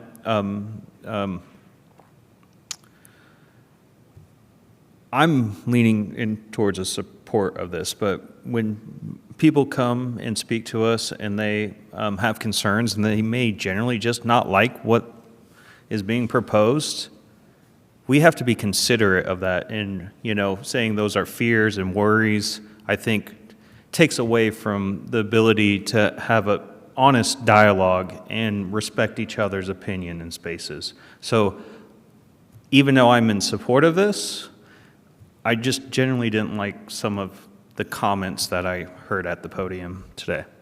Real quick, I actually got my PDF flagged up for that. I agree, calling it a commercial, urban commercial, kind of brings a negative connotation to the whole thing.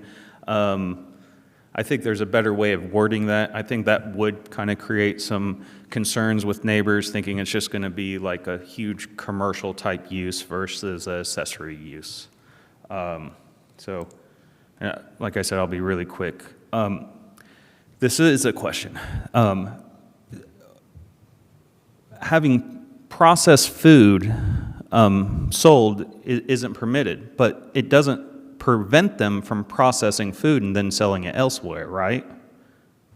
Absolutely, they can sell it anywhere, just not on the site. So we're just taking away the option of making this more financially sound and feasible. So Well, so I'll just clarify, we didn't, so that language was verbatim, was already in there now for the urban agriculture, non-commercial. So we just didn't change it. We left that as is. I personally would think that there's no issue with them selling limited processed food on there if they can already do that. Also, to the commercial and non-commercial use, they could pretty much operate as is. It's just that sale and that educational component that wouldn't be permitted. Is that correct? Well, I don't want to speak out of specific property, we're discussing legislation right now for the city as a whole. Sorry, thank you. I meant just generally, that's one of the key differences, and I guess President Whistler went into that, so I'll skip that question. I highlighted it, so sorry about that. I do agree that we need to understand maybe the stormwater comments on this. They will be compost and other things, so I do think a stormwater prevention plan or something like that, if it was recommended by CBU and stormwater, could be very beneficial. Also, structures in a floodway need to be discussed. I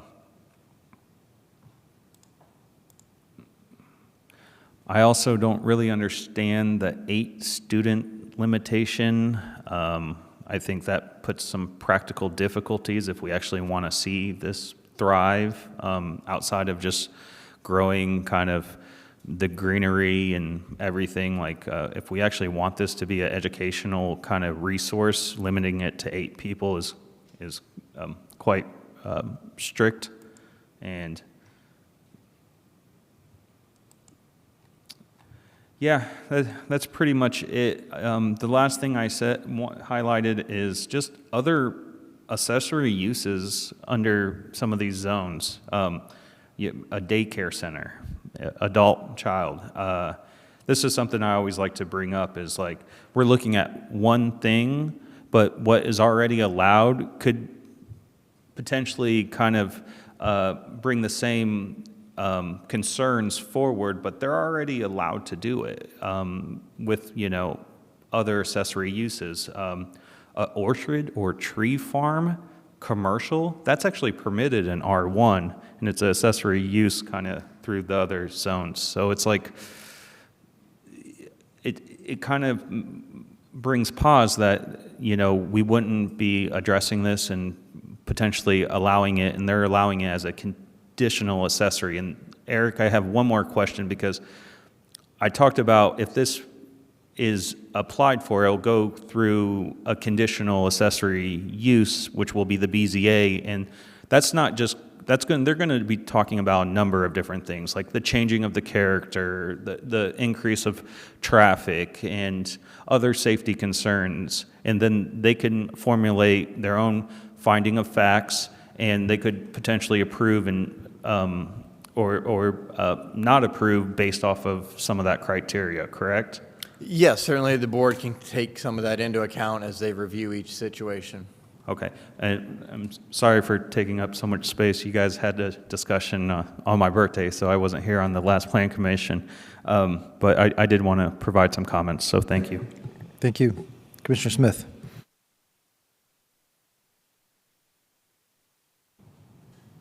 Urban farmer builds structures in the public right-of-way, what's our recourse to remove them? So the engineering department, unless they grant an encroachment, somebody would have to remove a private property encroachment into the right-of-way.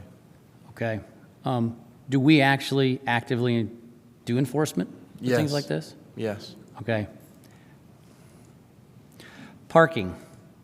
Is there a parking requirement if there's a farm stop? For a farm stop is not Well, there's a store on land this use. site. There's going to be a store, right? Yeah, so there's not so this use is not a use in and of itself that has a minimum. So a single-family dwelling unit does not have a minimum parking requirement. So there's no parking requirement for a farm stop on an urban farm, for a farm store? Correct. There is not a minimum for urban agriculture, non-commercial, or single-family dwelling unit, or urban agriculture commercial use. Okay, you talked about 10-foot setbacks for structures. What about everything else related to this, like beehives and compost piles? Yes, so beehives do not have a setback. Those are not regulated. Compost piles have a maximum height, but I don't think that there is a setback for those. No, there's not a setback for those. What about floodways? DNR regulates floodways. Correct. So DNR regulates floodways as well as we have regulations. So if somebody's doing work within the floodplain, they need a floodplain development permit as well as any other applicable state or federal permits. Well, okay, so let's clarify what work is. In my understanding, any modification to grade or grading in a floodway is illegal unless you have a permit. Is that still the case? Yes. You need a permit. It may or may not be legal, but somebody has to review it and make that determination. Right. So those are enforcement issues for any urban farm. They got to be out of the floodway. Those are issues for any property in the city. Okay. And structures, I know in the county there's a limit on number of structures you can have on a property. Do we have any limit on number, and I say structure like barn, physical built greenhouse? I wouldn't say that has to do with a temporary one, but do we have any number of structure restrictions in the city? So the only number of structures would be enclosed accessory structures. So the UDO right now says 2. So this language has allowance for greenhouses to exceed that. Okay, so they have to have their house. They could have 2, like a farm store, and does a chicken coop count for that? I have not had to draw a line for the chicken coop, but I would say yes. Okay, just curiosity. I mean, it's an enclosed accessory structure, so I don't see how it would not. So the contradiction today is we have a proposal before us that's from the city, but we also have unofficially a petitioner. This reason why we have a bunch of people sitting in the stands, and that's why I'm trying to segregate these discussions. And I want to say to the people sitting here, the proposals, I don't have a problem with that. We've needed urban farming for a long time. The reason I'm bringing up enforcement is I'm trying to help you out. So I would just make sure the city, whatever we do, just make sure we follow our rules, and we should be good to go. I'm done.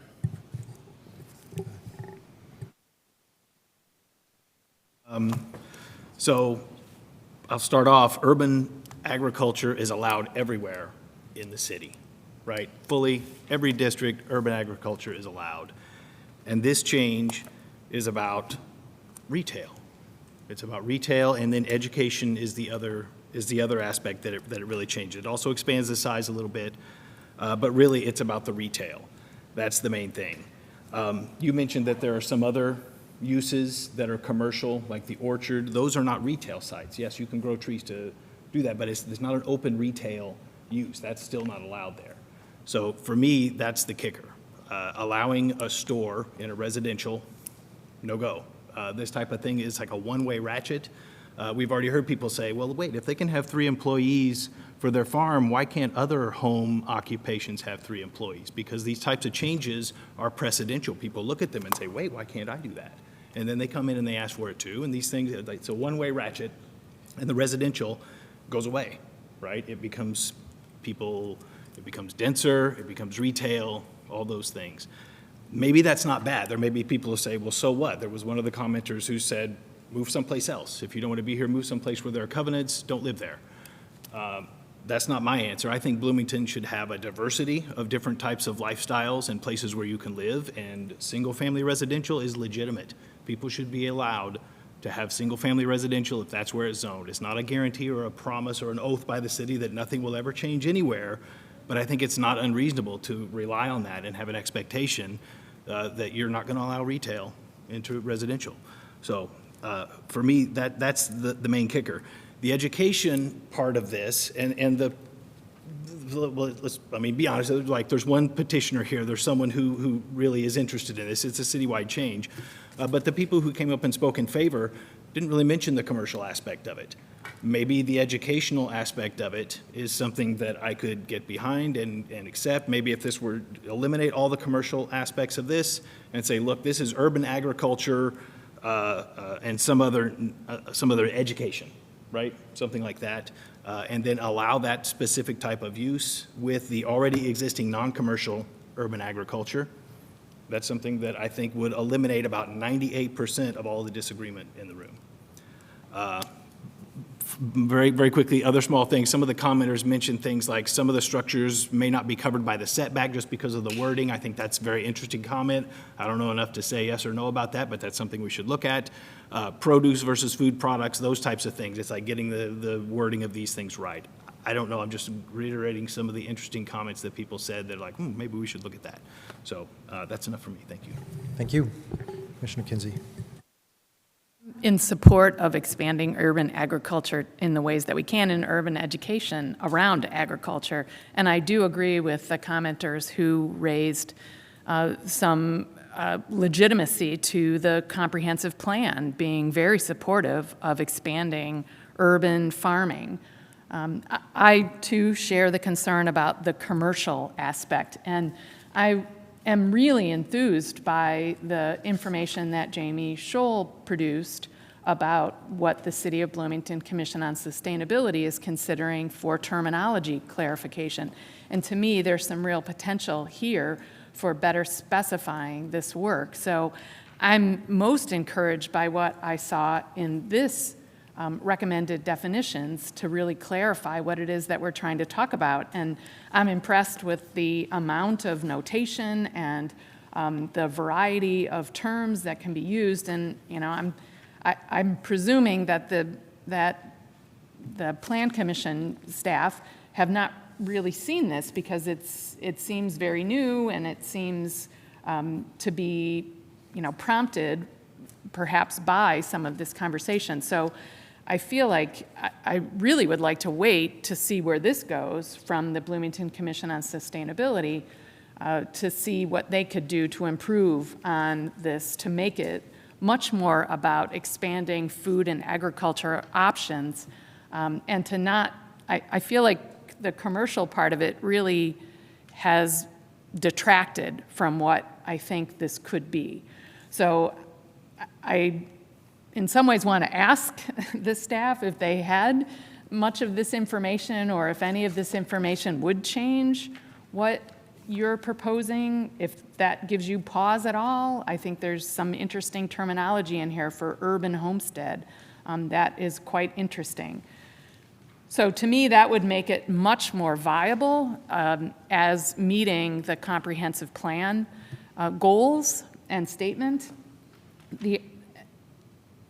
And I do have a couple of other concerns given the really astute comments by Jesse Gilmore's knowledge of some of the real intricacies of policy. I don't know, the aquaponics and aquaculture, that does seem to need to be clarified. I doubt, as he indicated, that we would get a lot of fish use or fish aquaponics if this proposal were to go forward, but I do think if we can correct it and make it right, we should do that. I am also persuaded by a little bit of the concern about trying to move more of the educational components that are of interest into a non-commercial use. I think that would be another way to address some of the educational interests. To me, though, that's different than the food and agriculture interest that's expressed in the comprehensive plan. So to me, there are lots of things in this proposal that we're trying to do, and I'm most persuaded by expanding our understanding of urban farmsteading. So that's where I am right now. I do think we need to clarify, though, the produce versus products. If that's a conflict, if that is indeed in conflict, we need to find that and fix it. That's where I am. Thank you. We've got 20 minutes remaining. We've been averaging a little over 5 minutes per comment, so we got to pick up the pace if we're going to get this done. Please go ahead. I'll be very quick. What concerns me here is we're talking about community. So if we're going to live well and in harmony, and I haven't heard harmony from the neighbors of a specific place, and so we have a specific case that's happening in front of us that we already know it's not working for the city or for the residents around the property. So I think we need to really put some thought into this because, how are we going to enforce this? How do we make, I don't think people inherently are upset because somebody's farming in their backyard. I think there are issues that are beyond of what, it went beyond of a garden or a place where they're cultivating beautiful plants and bees or whatever it is that they're cultivating. The problem that we are seeing here is it's a commercial entity inside of a zoned place that it's a zone residential. So that's where the issues come. I'm sure with traffic is the least of the problem. I am sure there are many other problems that go with noise, water, stormwater and everything else. So I think we need to pause and think about this. It's not just, oh yeah, it's commercial and now we put 3 employees, 8 students, and we limit the size that they can do this in 10 feet. Yes, we can do all that, but is it still gonna be harmonious in the neighborhood where this is gonna exist? That's where I would like to focus on. I don't think I'm going to say anything anyone has not said before. Thank you. Any other comments, Commissioner Ballard? Bullet points.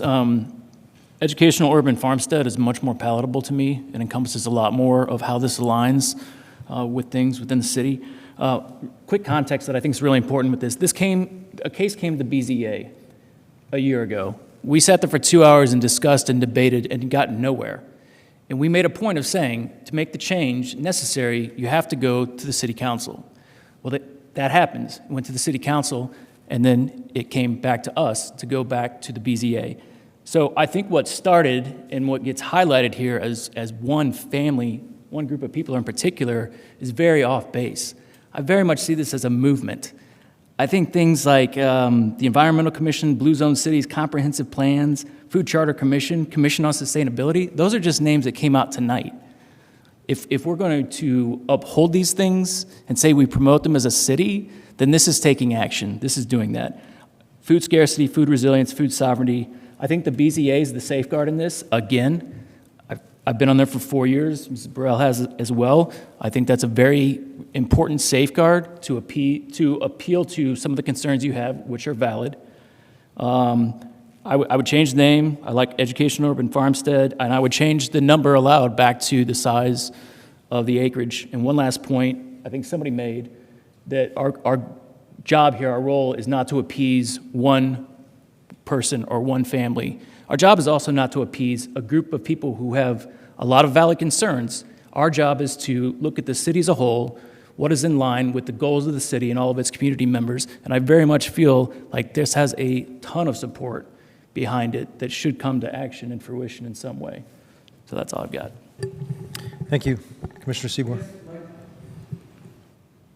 I don't know where to go, but my main question maybe is to the commission on our next steps. We all have opinions. We've heard a lot of opinions. I think there's a lot of detailed nuance and questions and comments about specific language in this that we're not even talking about that I think were really good questions and concerns that we need to get to. I don't know if our interest is in addressing those today or if we're still interested in more talk about big picture theory with this. And so that's maybe a question to the, I don't know where to go. That's all I have. Thank you. Well, I think where we got to go next is a motion.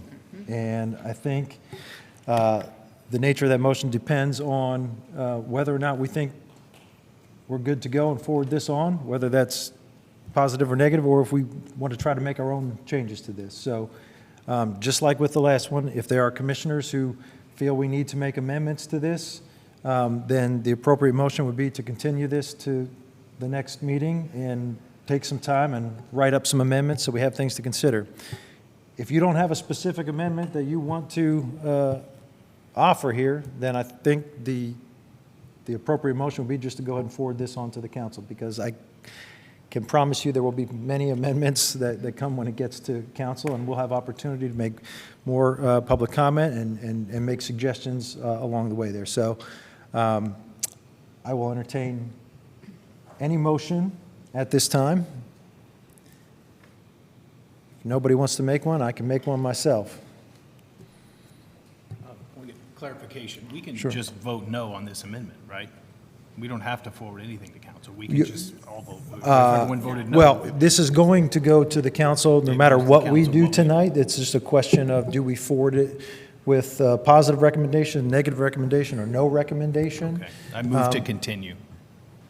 Is there a second for the motion to continue? Continue it to another. You want to continue this Plan to our Commission next hearing, to our or September to meeting? Forward it to the. Yeah, no, to the next meeting so that we can talk about amendments. Like I would amend it and remove all reference to commercial farming. Okay. and The motion is to retail. continue this to our September meeting and have additional discussion and opportunity to amend at that point. Is there a second for that motion?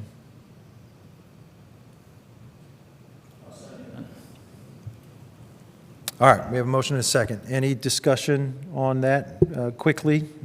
There's been a lot of dialogue on chat, on the Zoom, I think we're on. Yeah.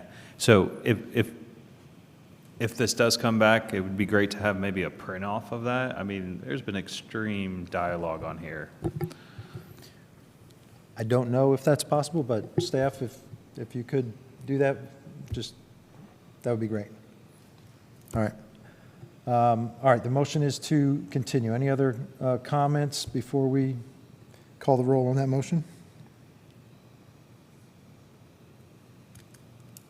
You look like you had something. Oh, I do have something to say. I really want to make sure that we actually think we can enact some positive changes to this proposal. I'm getting the sense that there is some momentum towards creating a better, more favorable condition around food and agriculture needs expansion in our urban area. I'm very concerned that moving it one more meeting, we're going to repeat a lot of the same thing, and I'm just worried that we may not get to a point where we can actually craft something better. And I don't mean that as a statement on staff or anything, or our own capacity, but there's just a lot of difference of opinion, and we could spend a lot of time listening to some of the same arguments. So as I said, I'm though more persuaded by what I think I'm seeing from the Commission on Sustainability as another unit of this system of governance that could help us craft something. So, yes. So I'm not hopeful that we can do something by next meeting, but I will support this continuance. All right. I tend to agree that I think we are going to, if we continue this to another meeting, I haven't heard any real specific amendments planned here. I think we may end up just repeating what we did tonight. And again, there is opportunity to have this amendment once it gets to council. I want to make sure that in the event this motion does not carry, that we have time for another one. So I'm going to shut up now. Is there any other comment before we call the roll on this motion? All right, let's call the roll on the motion to continue to the September meeting. Seaboard, Yes. Kowalski, No. Holmes, Yes. Kinsey, No. Smith, Yes. Whistler, No. Ballard, No. Burrell, Yes. Believe that was 5 yeses and 4 nos. Is that right? 4-4. 4-4? Oh, there's only 8 of us here. Well, that means that motion fails, right? Because we have to have 5 for anything to carry. All right, so we are back where we started. Recommendation. To forward to the council with no recommendation? You can. Is there a second for that motion? What is it? The motion is to forward to the common council with no recommendation. No recommendation. Is there a second?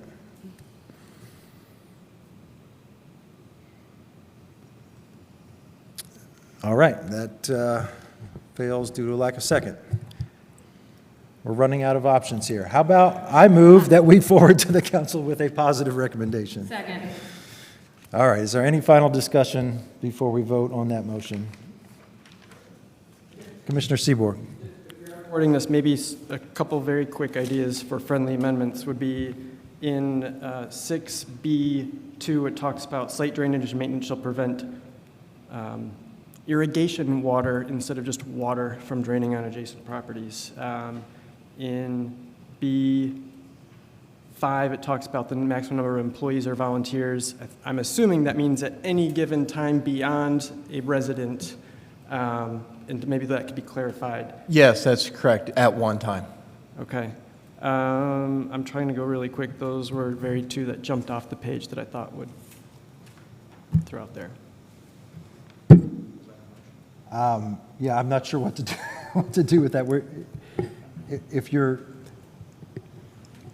I didn't even catch all of that.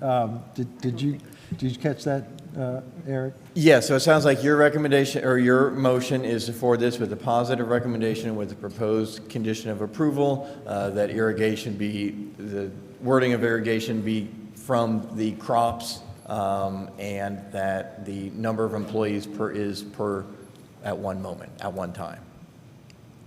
In addition to residents of the property. Yes. Okay, so you've got that. I'm willing to accept that as a friendly amendment to my motion, if whoever seconded it would as well. Yes. All right. Does everybody understand what we just did there? All right. Any final comments before we call the roll on that motion? Is there a way to propose an amendment for the name itself? I'm sorry? Could we propose an amendment to change it to Educational Urban Farmstead? I think that encompasses a lot more, it aligns a lot more. I think that's... Is that possible? I mean, it's possible if I mean, I think commercial turns a lot of people off. I think it does. I think that's something, though, that probably is going to take a bit more discussion. I mean, I would suggest maybe we just pass along that as a comment to the council, that we'd like to see that amended at council. I'll add that to, we're adding to what we want to see. Just as a condition. I think changing the title of the entire petition is a little bit beyond a friendly amendment at this point. I mean, we laugh, that's the democratic process. I mean, how do you, that's how... I'm just saying, if you want to make additional amendments, then... No, I'll strike that. No, we're running out of time. I'm good. I think that's something that is worthy of discussion, but I think we already, the motion to continue has already failed, and so I just think that's more than just a friendly amendment. I mean, we're not talking about just Sure. something that's semantic. Was there a second for Mr. Seabor's motion? No, I said I would accept that as a friendly amendment to my motion. So the motion that I made to forward is now to forward to the council with a positive recommendation with the changes suggested by Commissioner Seabour. And that was seconded as well. So that's the motion that is on the table at this time. All right. Any final comments? Everybody got it? Okay. Let's call the roll on the motion to forward with the friendly amendments and a positive recommendation. Rocky, Yes. Holmes, No. Kinsey, Yes. Smith. No. Whistler, Yes. Ballard, Yes. Burrell, No. Seabour. Yes. I'm sorry. I lost count there. Was that was, we got 5 there? Okay. Thank you. All right. Motion carries. Thank you all for your patience and your diligence here tonight and bearing with us in a tricky process. And again, there will be more discussion at the city council level, and hope this conversation continues. That is our final petition for the night, so we are adjourned. Thank you.